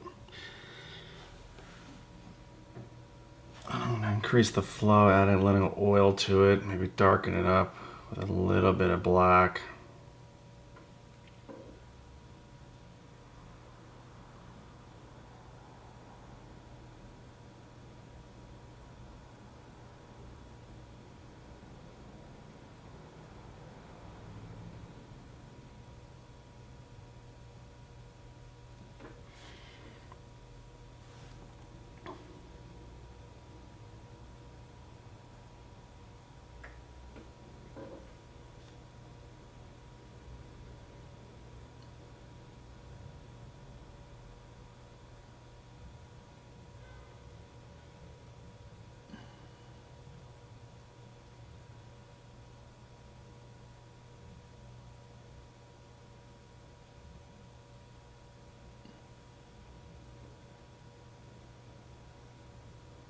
So yeah, it gets darker back in here, so I kind of want to create this shape.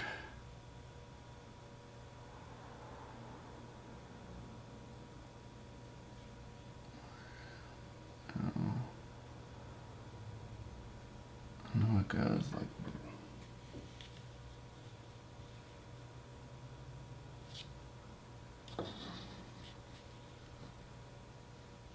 distance is like that to that.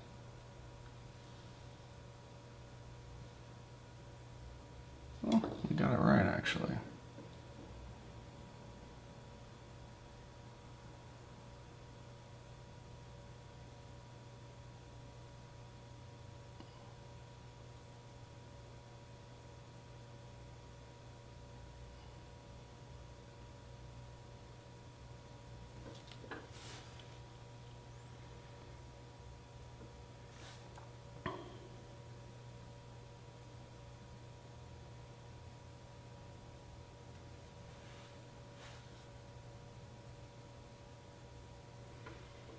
So I'm thinning down the paint with more oil so I darken everything, but I don't paint over it completely and lose all the information. I can tell you right now, there's a gap here. This thing is pushed. This guy is too far this way. It needs to be more that way. So I'm Take a little bit off of this side.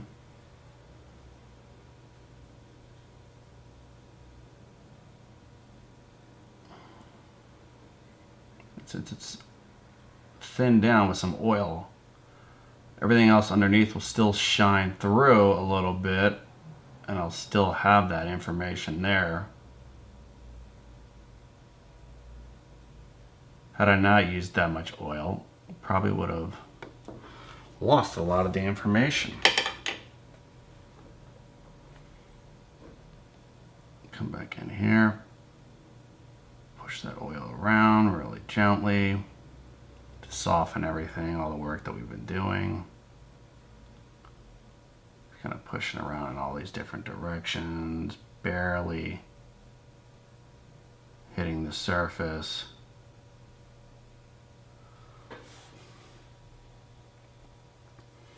This guy is way, man, I can tell you right now, this one needs to be much brighter. So let's tackle that. Let's see what we can do with that. Maybe a little yellow. Probably what we're gonna need to do.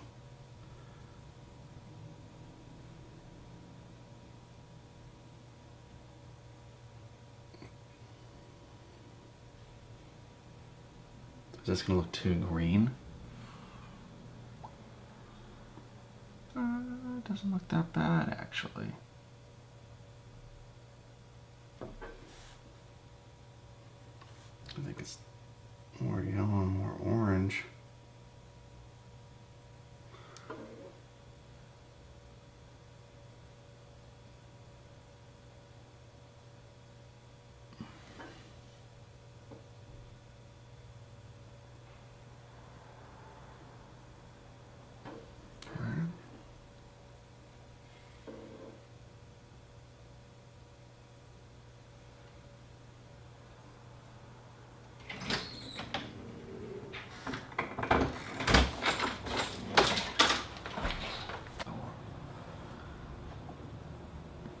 Paper towel over there, shall we? Okay.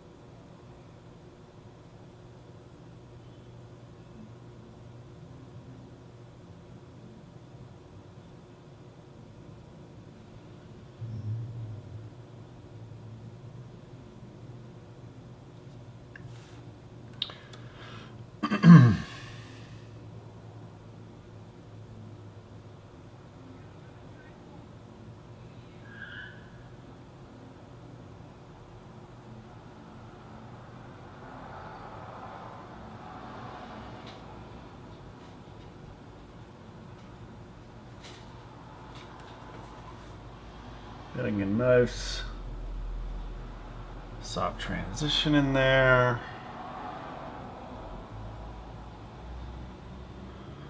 Let's work this back area.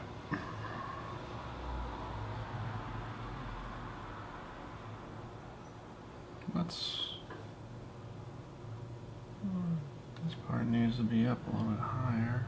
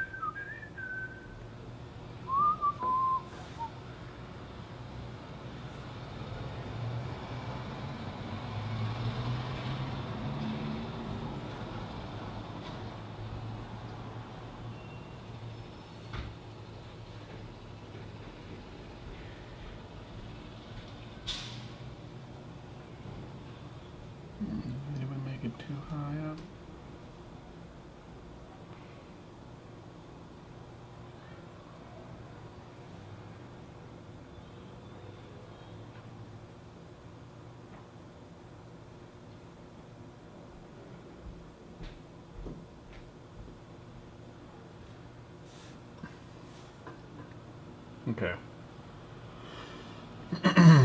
Now let's try to get a little more color involved. Start building up the form a little bit.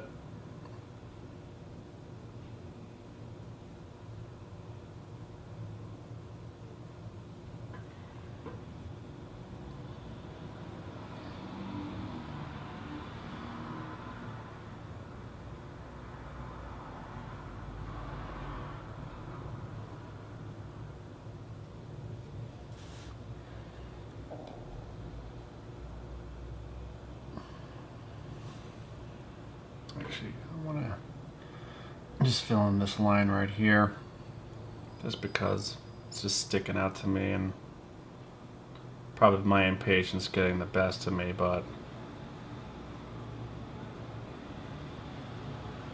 I just really want to fill that area in. It'll help me see better this whole shape. So I'm going to add a little more red, a little more brown.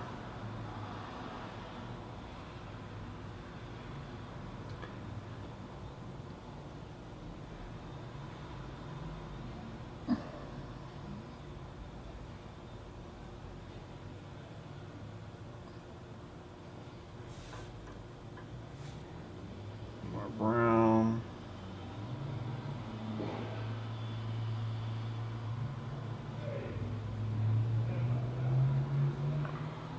Let's see what we got. Let's see what this does.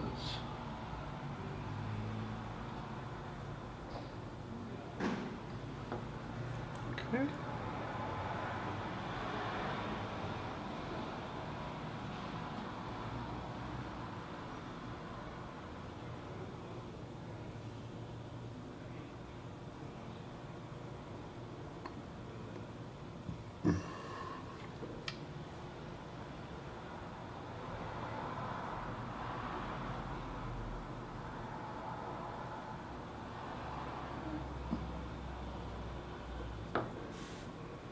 All right.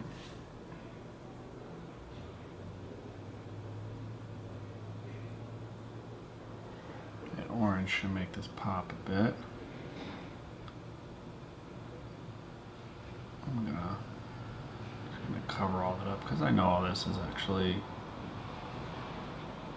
need to be reworked.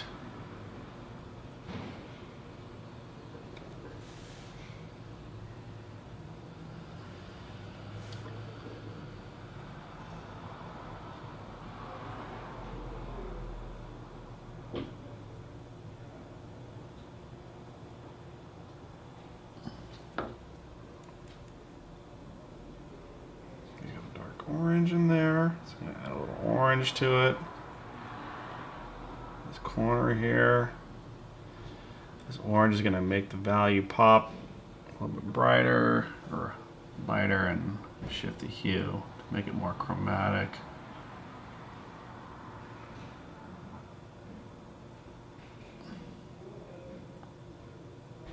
Just putting something on there.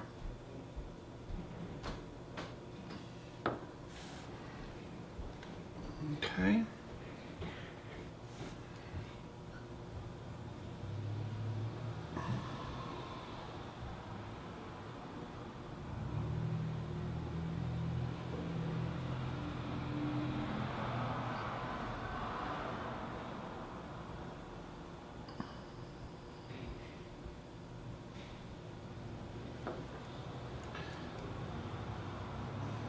it brighter.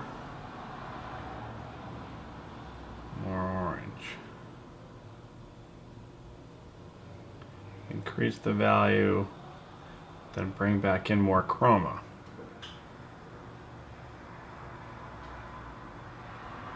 Here we go, a little bit better.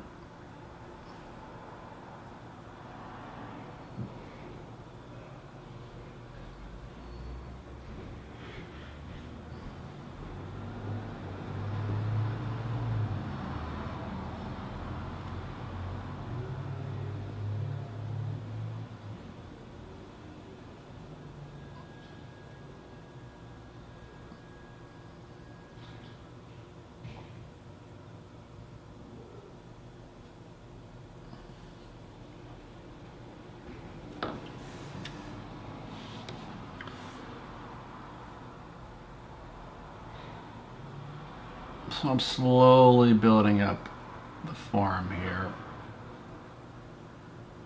I'm not going to go directly to the edge first. I'm going to kind of creep my way over to the edge.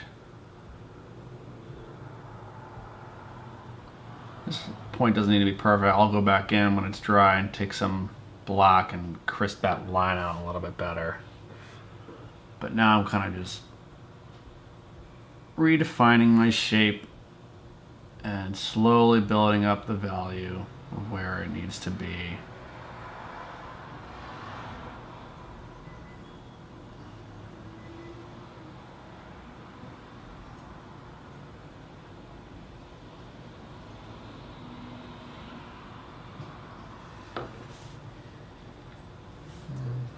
It's looking pretty good. We're definitely getting closer. What we're trying to achieve here.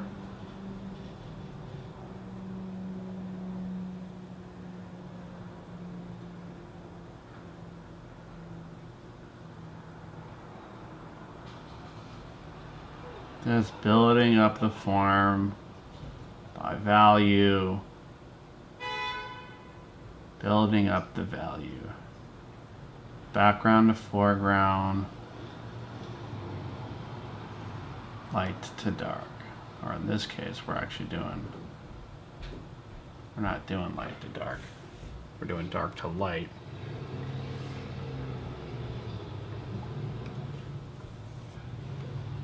I'm gonna go back to my brush here. And soften all that work out that we just did.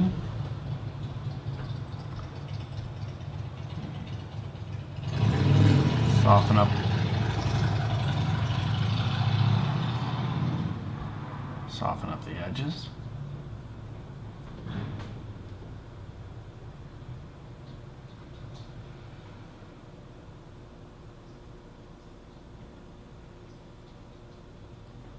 There we go.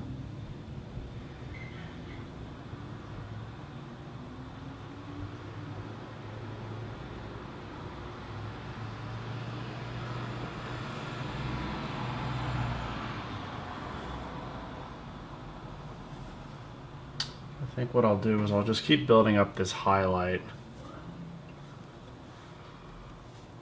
a little bit more.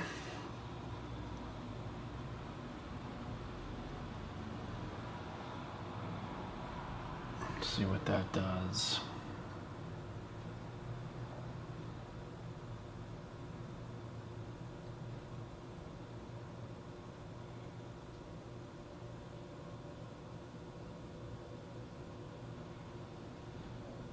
I didn't go directly to the edge because I wasn't sure how bright it would be, so I come in here in the middle to play around with it a bit. Once I feel like I understand what value it is, then I can push it to the edge.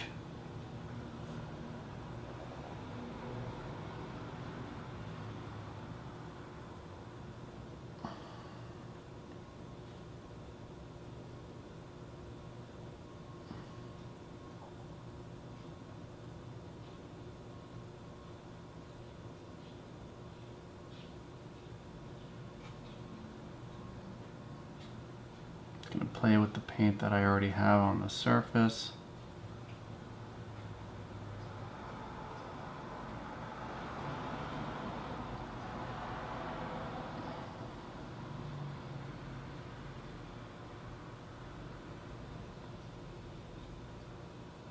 And this is the magic, guys. This is it. You're like, how do you do it? This is it. Painstaking, patience, building it up slowly. There's no magic trick to this stuff. It's just being patient, grabbing a teeny brush when it calls for it, and moving paint around. And constantly looking back and forth between the subject you're trying to render.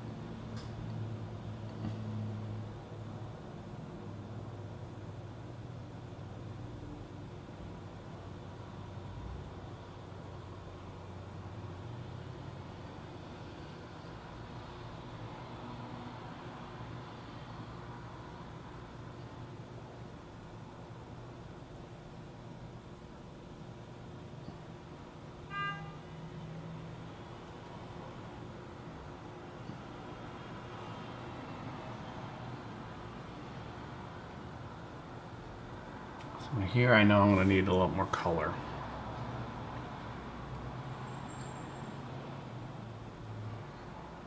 So I'll add more orange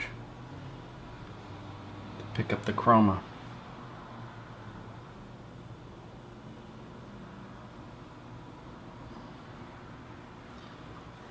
Probably still need more.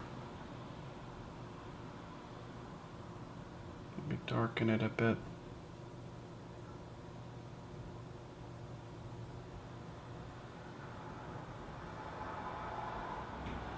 Let's see what that looks like.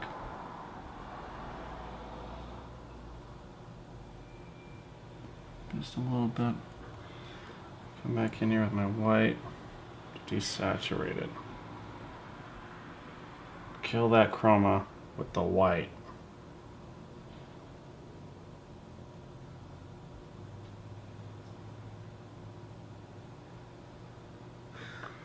Let's see what we got here now.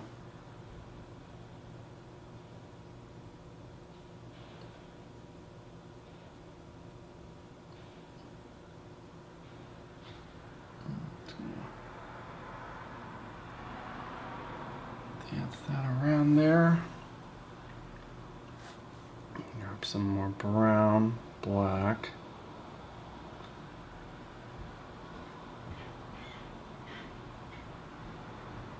Lower the value. Alright, that's looking better.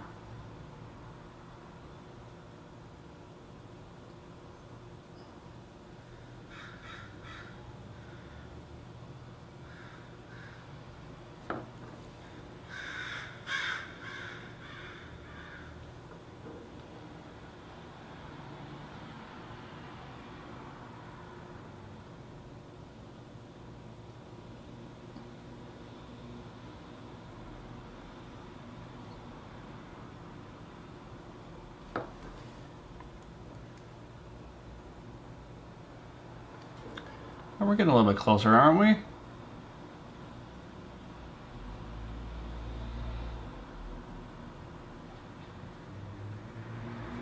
don't want to push too far back because I'll start to lose that darkness, which is what I don't want to do. I got to be careful not to push it too far. Kind of, it's as if it's disappearing.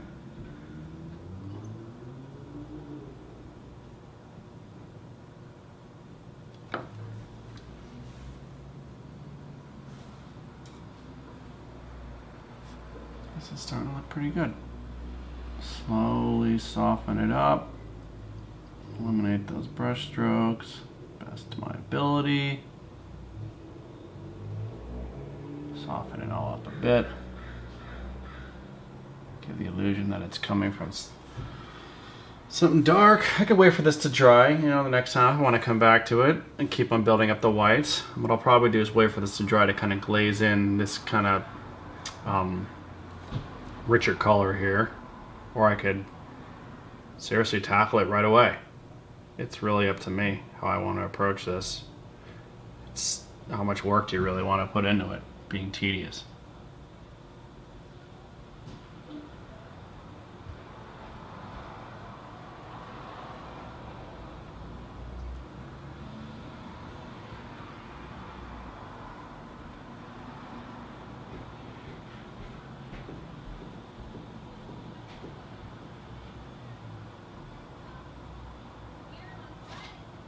When you're painting wet on wet, you always have the ability to maneuver wet paint around, which is great.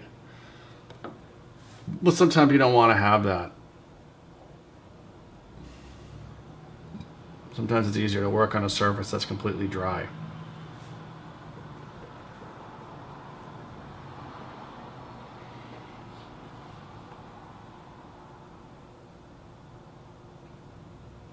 Redefining that line.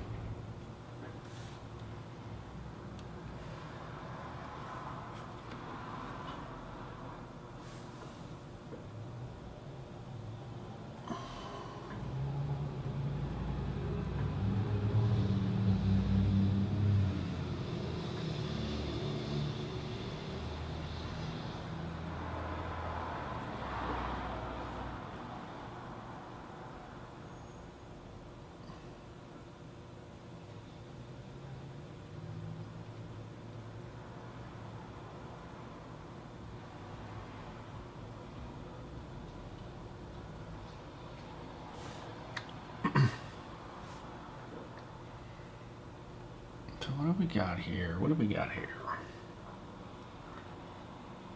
I want to start creating this shape. I don't know exactly what it is. So for starters, I'm going to start with its dark value and slowly build it up. Looks like a dark orange, brown, red.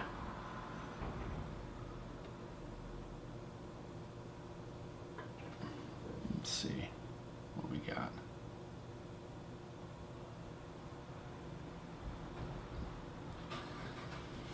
Always attempting to create the shape with color. They're all just shapes. In the end, I really try not to look at it as a conceptual, but more just direct painting and trying to look at the shape as if they were abstract forms. So I don't assume I know when I'm painting, because my brain will take hold and start creating choices that don't necessarily need to be there.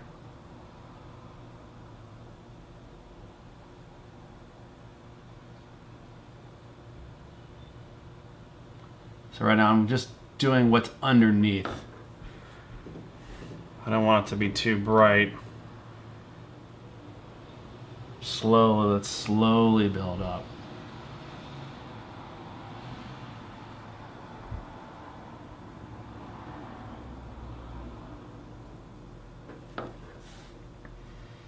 This kind of has the same color going on over here on this side.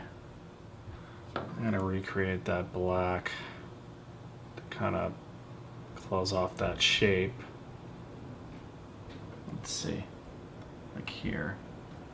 See what color that is. Not too dark.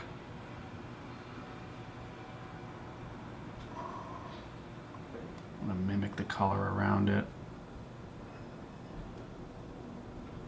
I think it needs to be a little bit brighter. Let's see. A little brighter.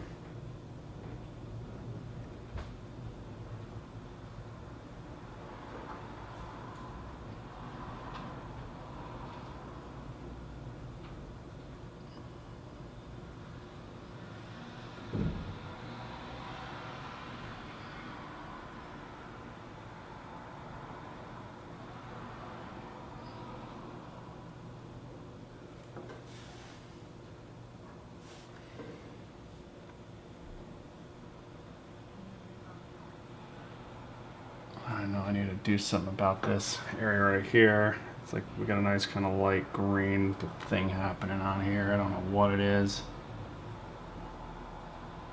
We can slowly start to emphasize that. Not too much, just reminding myself that something's there. Add a touch of green, see what that does. I don't even know if it'll show up, it's so subtle.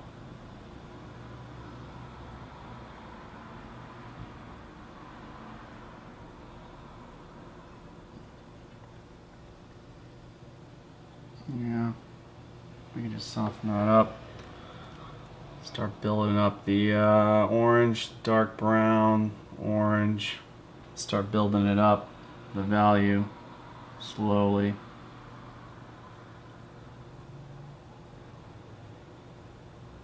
That's all we're doing is building up the value.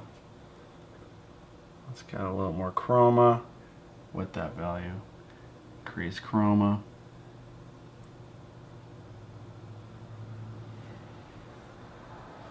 And essentially start to draw in the shapes that you think you see. Like this. What is that? I don't know. Let's just put it in there.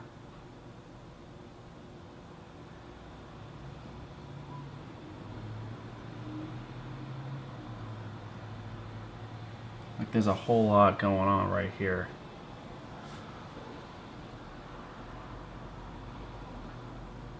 And I can get as honestly as exact as I really want to be with it.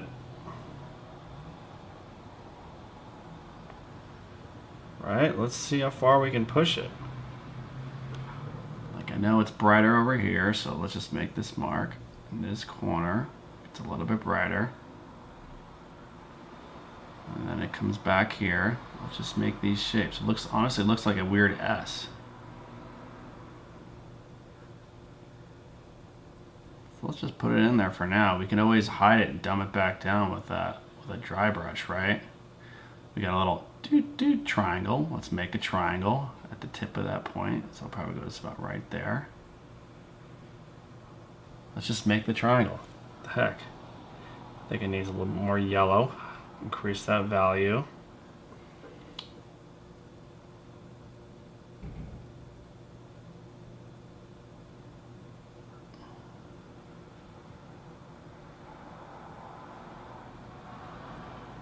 You got something that's coming up around here and dancing around over there. I don't know what it is. That probably needs to be a little more orange.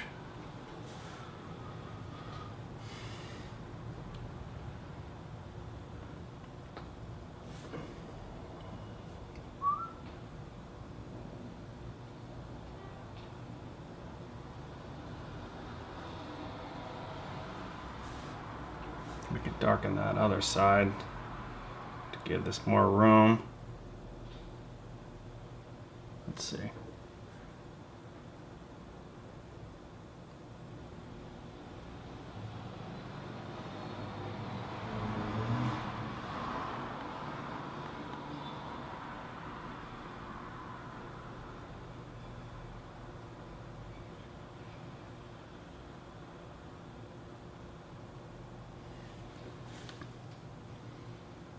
It's the first time we're making this shape right now. It's probably not going to be right the first pass. I doubt it will be. Just trying to get it close to the point where I'm happy, you know. Doesn't need to be exact this first go through. I just want to have a starting place. That's all.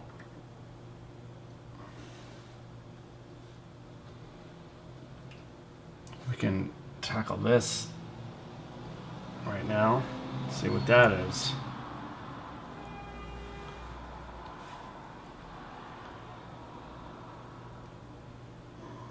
Got a little too much oil, maybe. Good news is this stuff dries quick.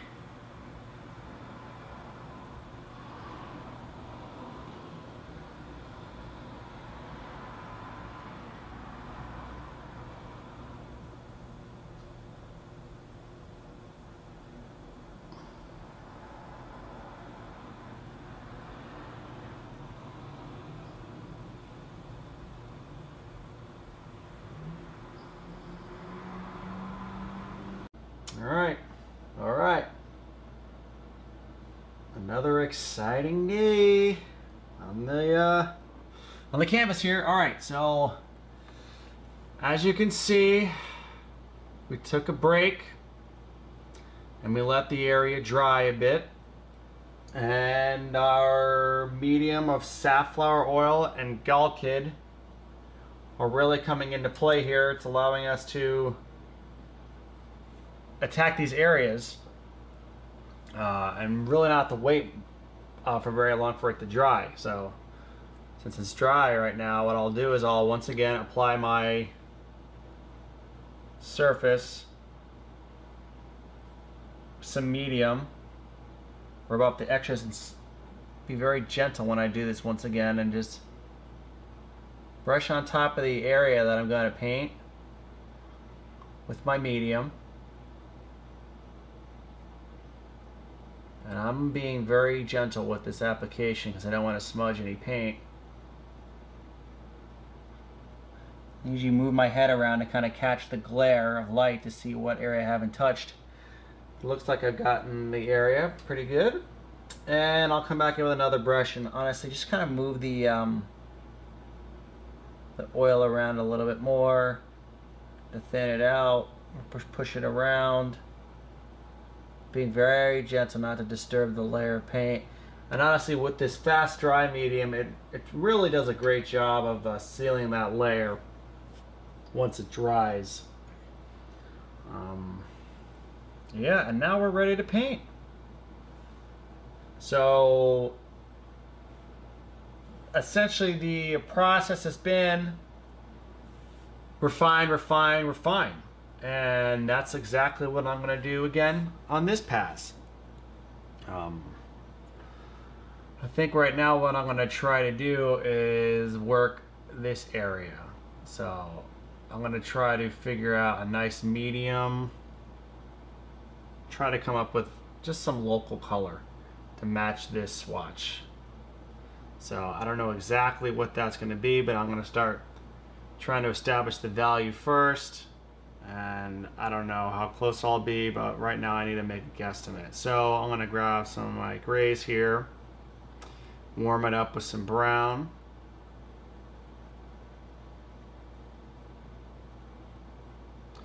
And I can see that this is like a high value orange. So I'm looking at these values right here, and if I look at this, squint my eyes, I could say this value is pretty close to being right in between here, I would say, because obviously that's how we mix this. We use these two. It's a little bit higher. It's not white, but it's a higher value than these guys, but I know it's also an orange, so maybe I'll just grab a darker orange. And once again, I don't really know how this is going to enter. I know how it looks on this palette. Once I apply, I don't know if it's going to be too dark, it's going to be too light, so I want to grab a little bit of paint, not just go attack it, and all of a sudden you realize, shoot, it's too bright, it's too dark. So look at that. As you can see, we're pretty close to the value, but I think it's too dark. It's not well, it's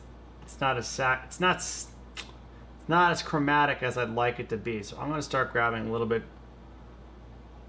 of this cadmium orange to ramp up the chroma. And I want to see what this looks like. Now what's nice is since we oiled this layer up, it's slick. And I really don't need to apply a whole lot of paint to this. Because what I can do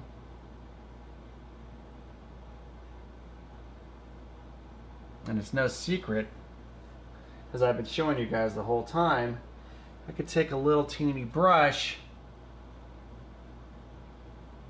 and push the paint around.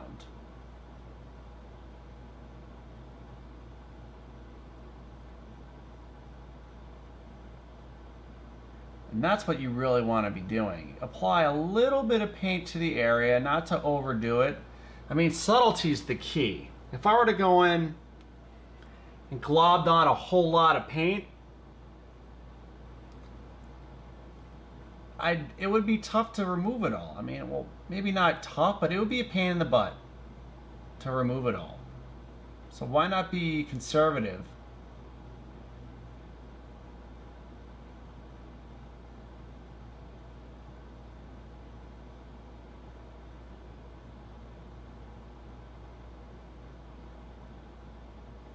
So as I'm working on this area, I'm blurring my eyes and going back and forth.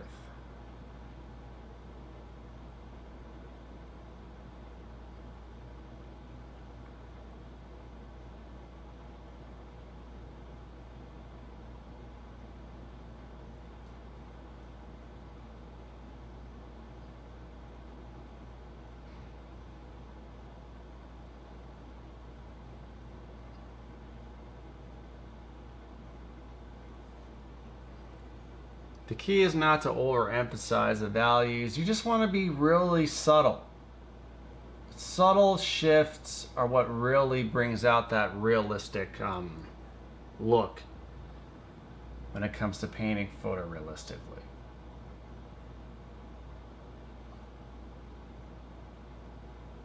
A lot of times when we paint, we see areas and we feel like they're brighter than they are, so we come in and we immediately grab white. If you were to look at this, you'd have been, oh, I'll just grab some white. But in truth, we started mixing over here. We were more subtle with our approach, and it wasn't that bright.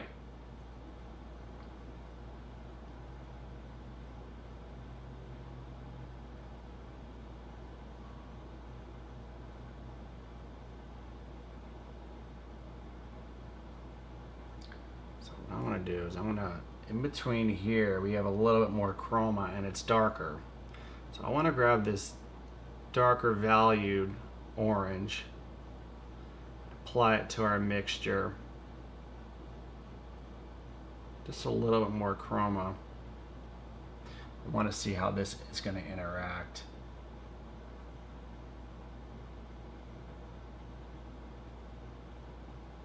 I feel like we could ramp up the chroma even more with this orange. Maybe this burnt sienna, they call that. Maybe grab a little bit more oil. It's feeling a little tacky. Whenever this starts to feel tacky, it's starting to absorb. You want to add a little bit more oil, essentially meaning it's starting to dry.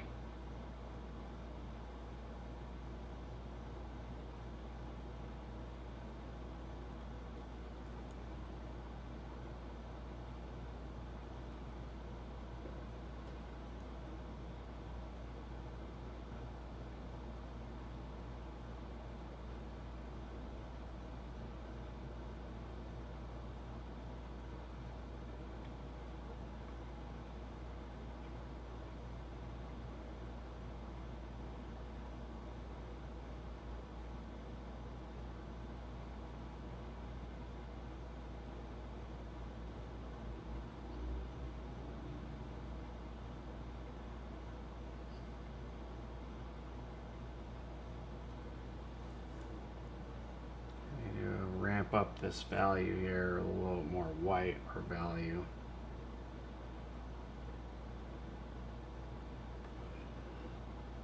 Let's see what this looks like.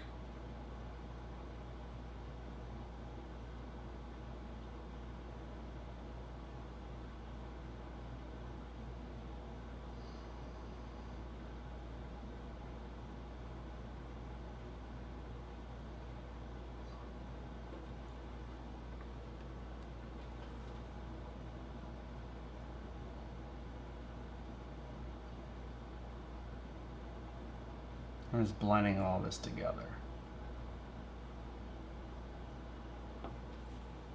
No, I can see right now we really need a lot more value in there. And that's going to be way too strong.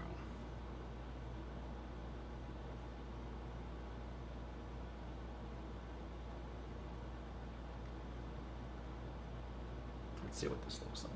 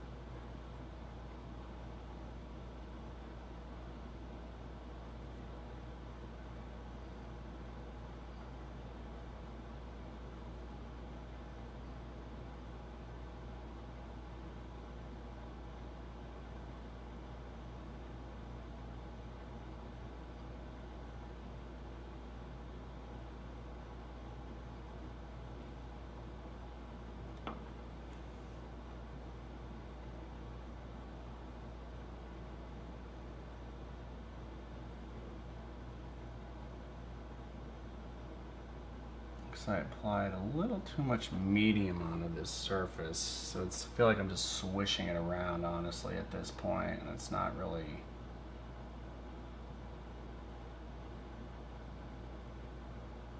getting my desired effect.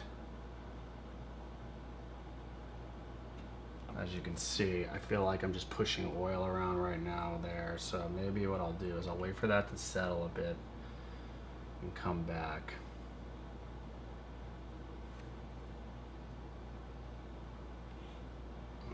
Start working on the yellows over here.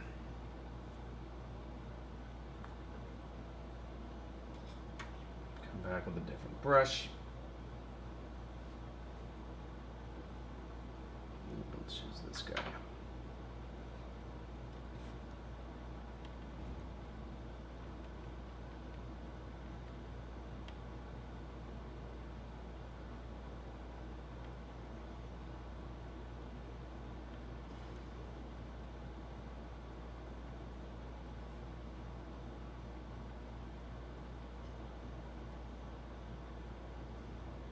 Let's see what this looks like.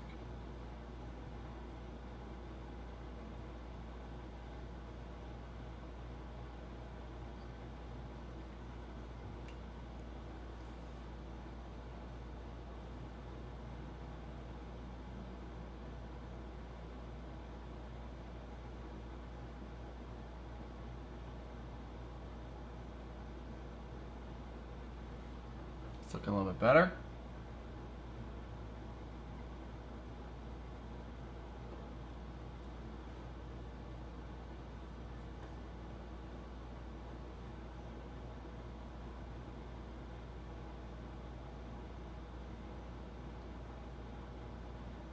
We really need to push that yellow for this top part.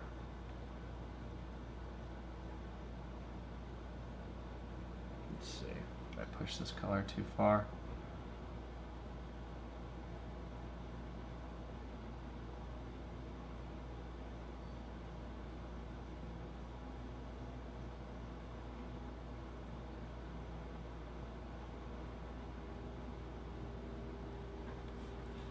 I think we still need to ramp it up even more.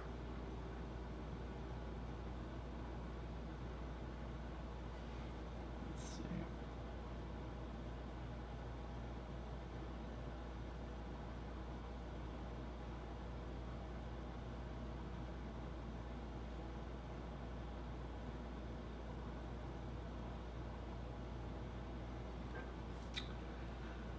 That's looking nice, huh?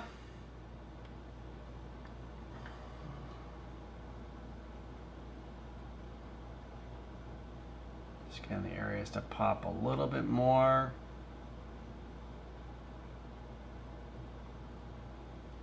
Alright, I'm liking that. And we gotta come in here and push this down a little bit. Get some dark orange, some brown, some black. Let's see. See how we can fix this.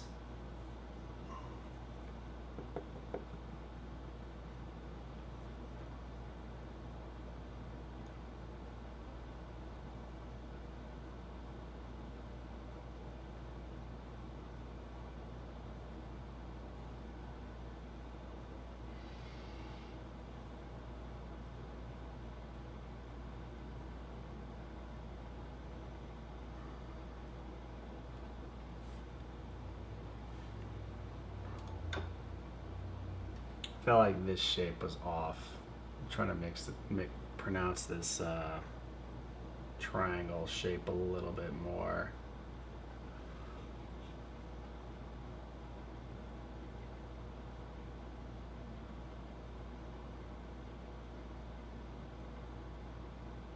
Like that, right? This honestly looks too tall now, just judging by that. So I'll try to mix whatever color that is. This could be completely off. I'm gonna go for it and I'm gonna see how close I can get with this color.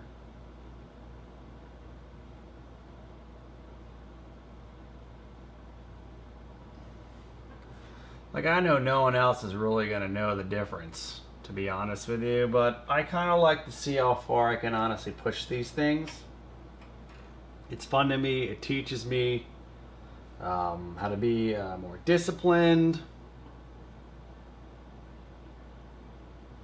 I just enjoy it. I understand a lot of people are not going to want to push their paintings as far. However, I assume that maybe there are people out there that might even want to push their paintings even farther than this. Some people find therapy in this. I just like attacking an area and seeing how finite they can get with it.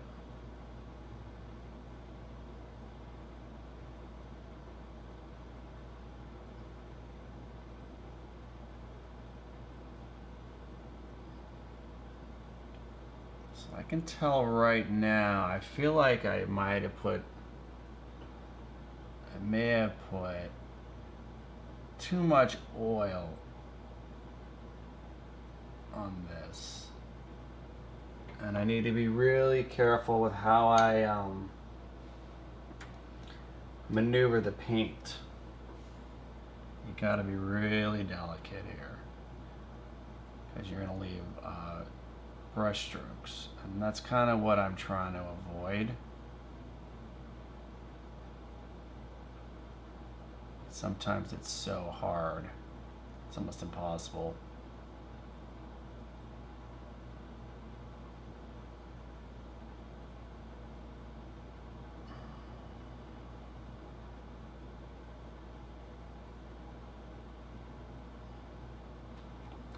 If I don't get it, okay, it's fine. I mean, tomorrow's another day where I get to tackle this thing.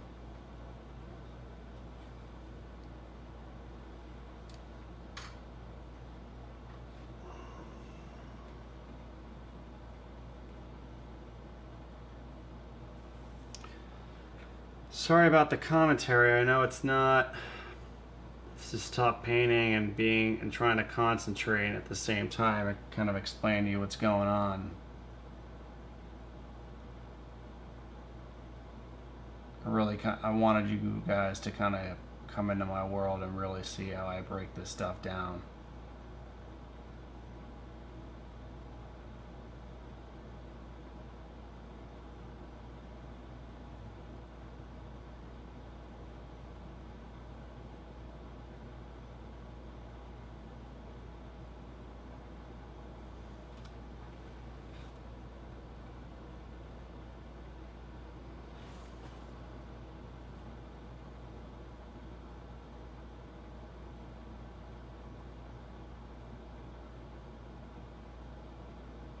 Trying to use the paint and the oil there to kind of blend, move the paint around.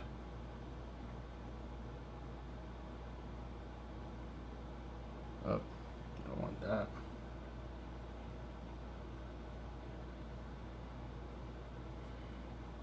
Medium dries fairly quickly.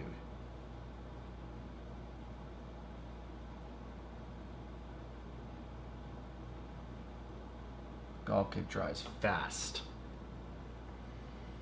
I feel like there just needs to be a little bit more color in there. I don't want it to be too chromatic to destroy the illusion, but there's more color inside here, and it's really not. The mediums are not playing how I'd really like them to right now, unfortunately.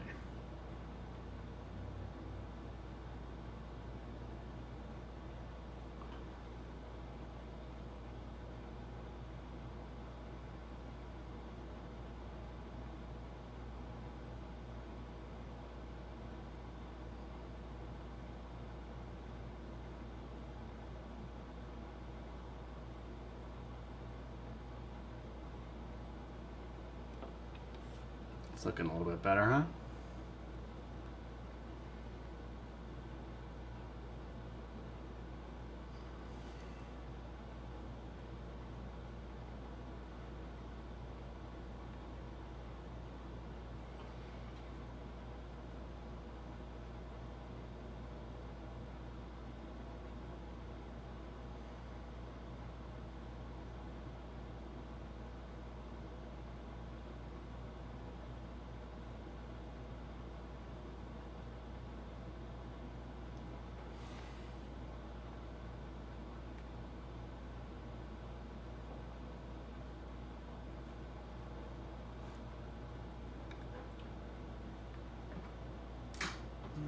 Let's try to push this paint around, see what we do. Hopefully I don't ruin it.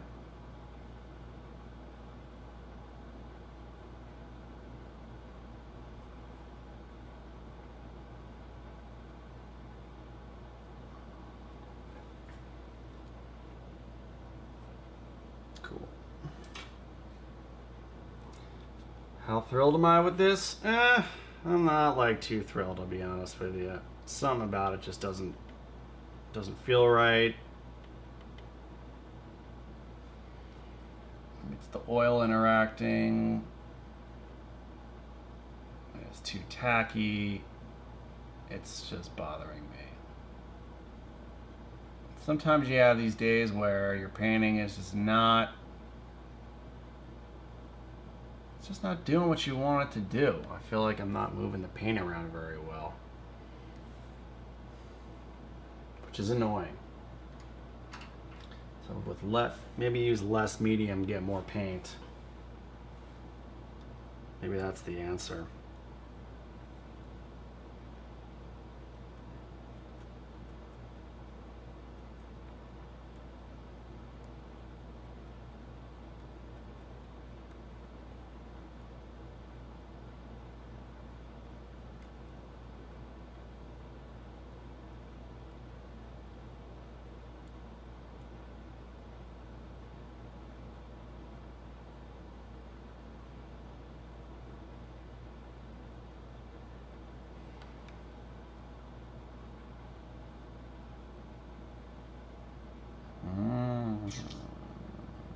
Maybe we figured something out.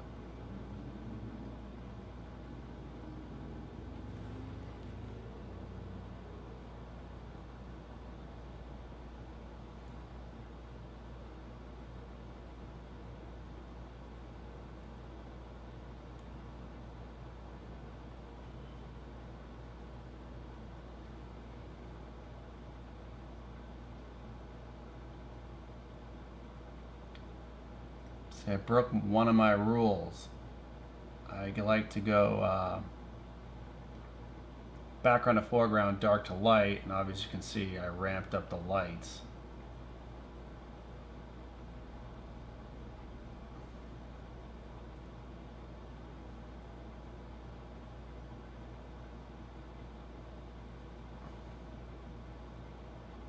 And man, right now I'm telling you, I'm a little frustrated with what's going on right now, but I'm sticking to it. I'm not giving up.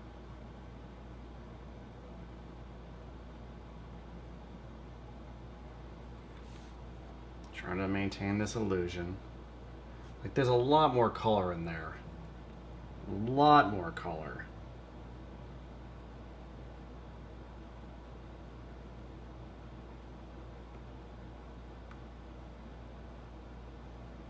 I think that's what's really missing. So I'm adding some orange and some brown.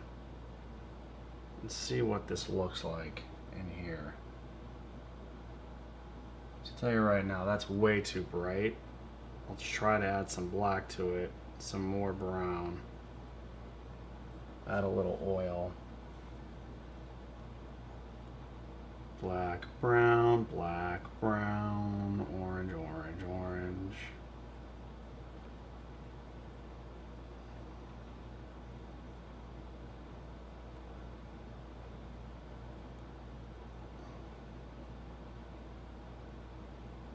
Let's see what this looks like.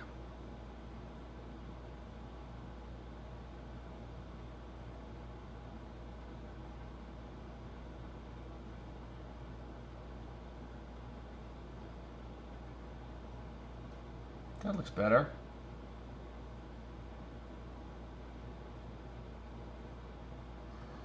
It looks much better, actually.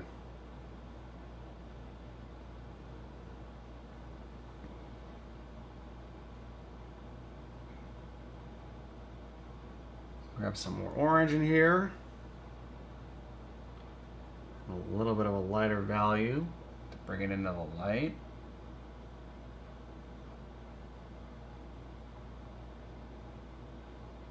And I could slowly start adding white to the surrounding areas.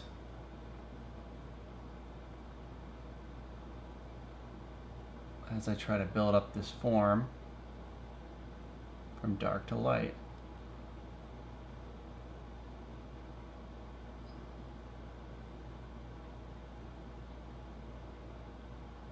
Just trying to use the paint that's already there and just start moving around and playing with the paint that's there.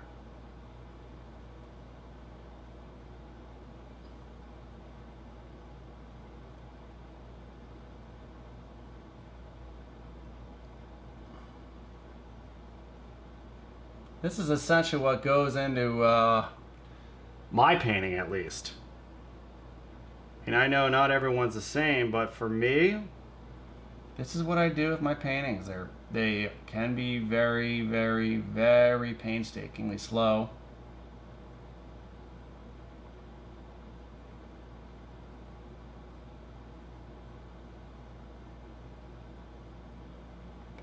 Let me grab this brush here. I use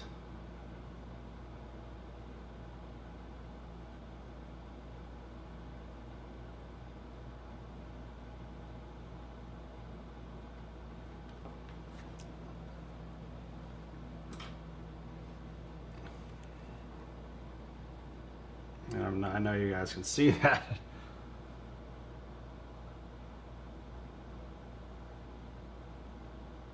But I'd rather spend hours and hours on trying to get it the way I want it to look than do a half-assed attempt, which takes like a quarter of the time. Because once this painting is done and I varnish it, I won't be able to go back and I'll look at it and I'll know the area where I felt like, dude, you know what, you could have pushed it farther. And it'll honestly just bother me. I'll see the problematic area and maybe no one else will see it.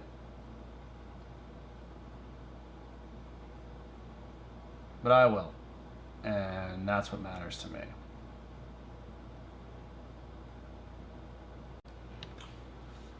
Okay, so my apologies. We got disconnected like usual because I'm an idiot with this stuff. And as you can see, we've moved along in our process.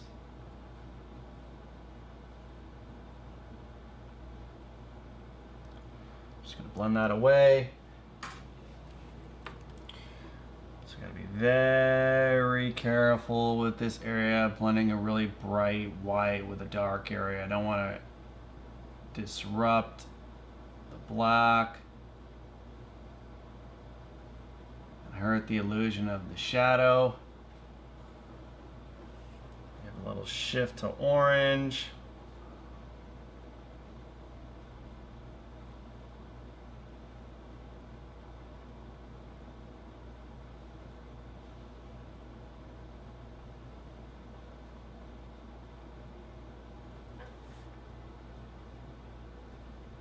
And what I'll actually do is go back. I'm going to go back in, I think, ramp this white up.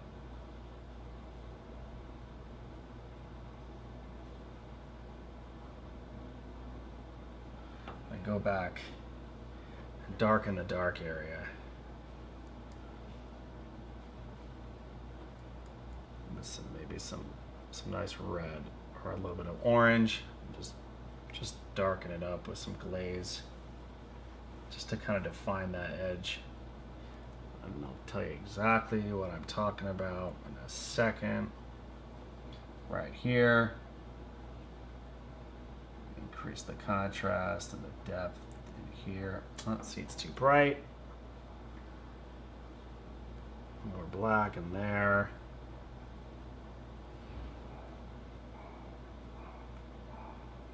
How is that black?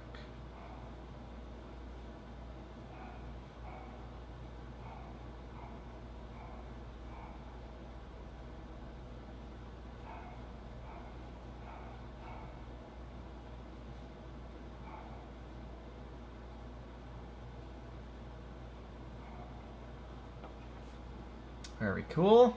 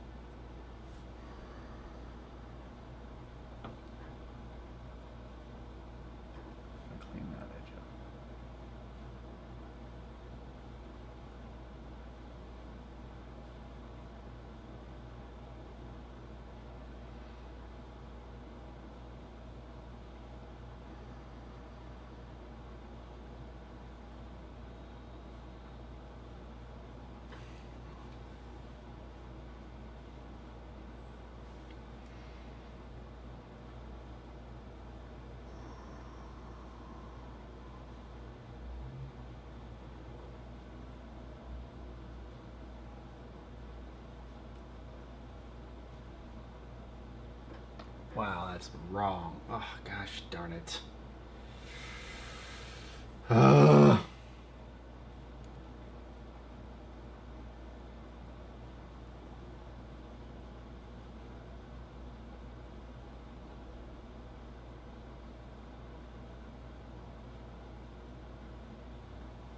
Steady hands, okay.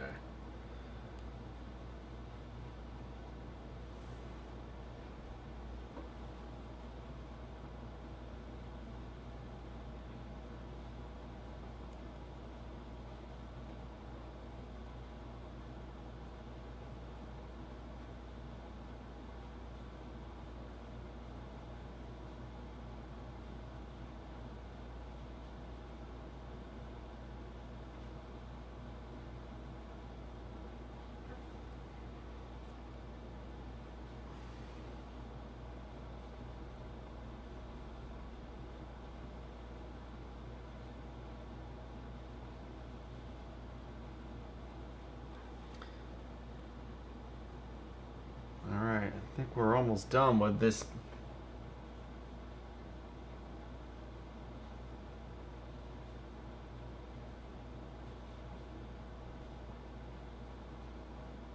Part of the painting.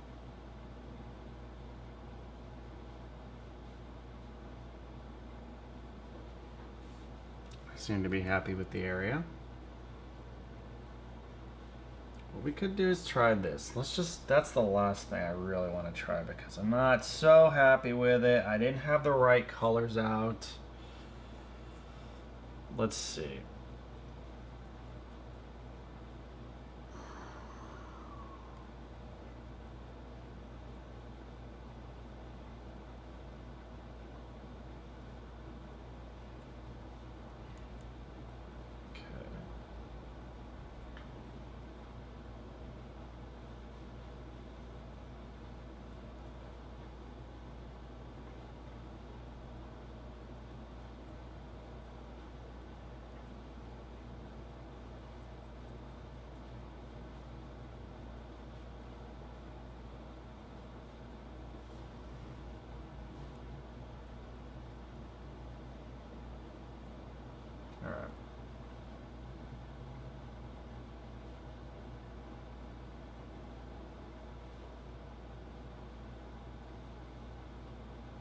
That looks a little bit more accurate, I would say.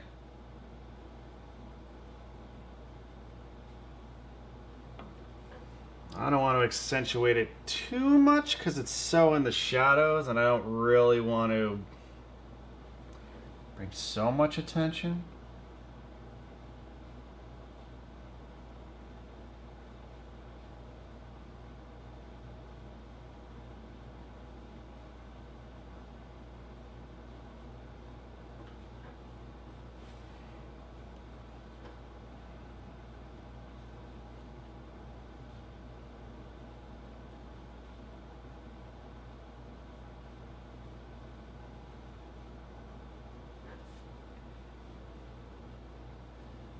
Very cool. Okay, as far as I can, oh, maybe we'll just work that area to make it a little more orange. How about that? Let's try to look over to see what else I missed.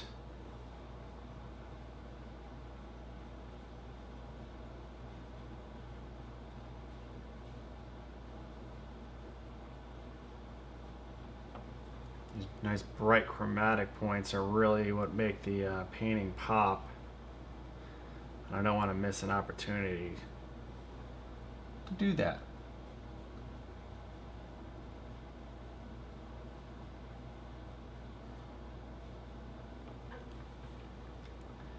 Let's bring it a little bit more.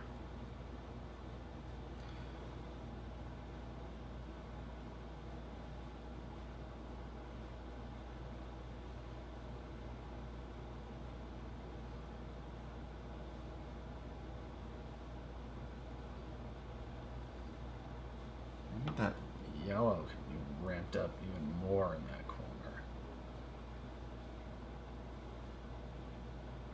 All right.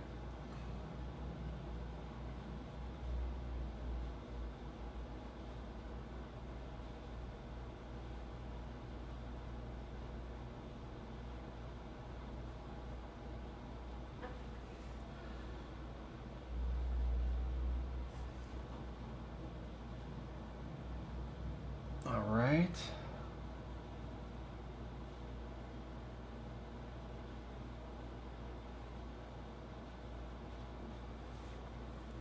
We did good.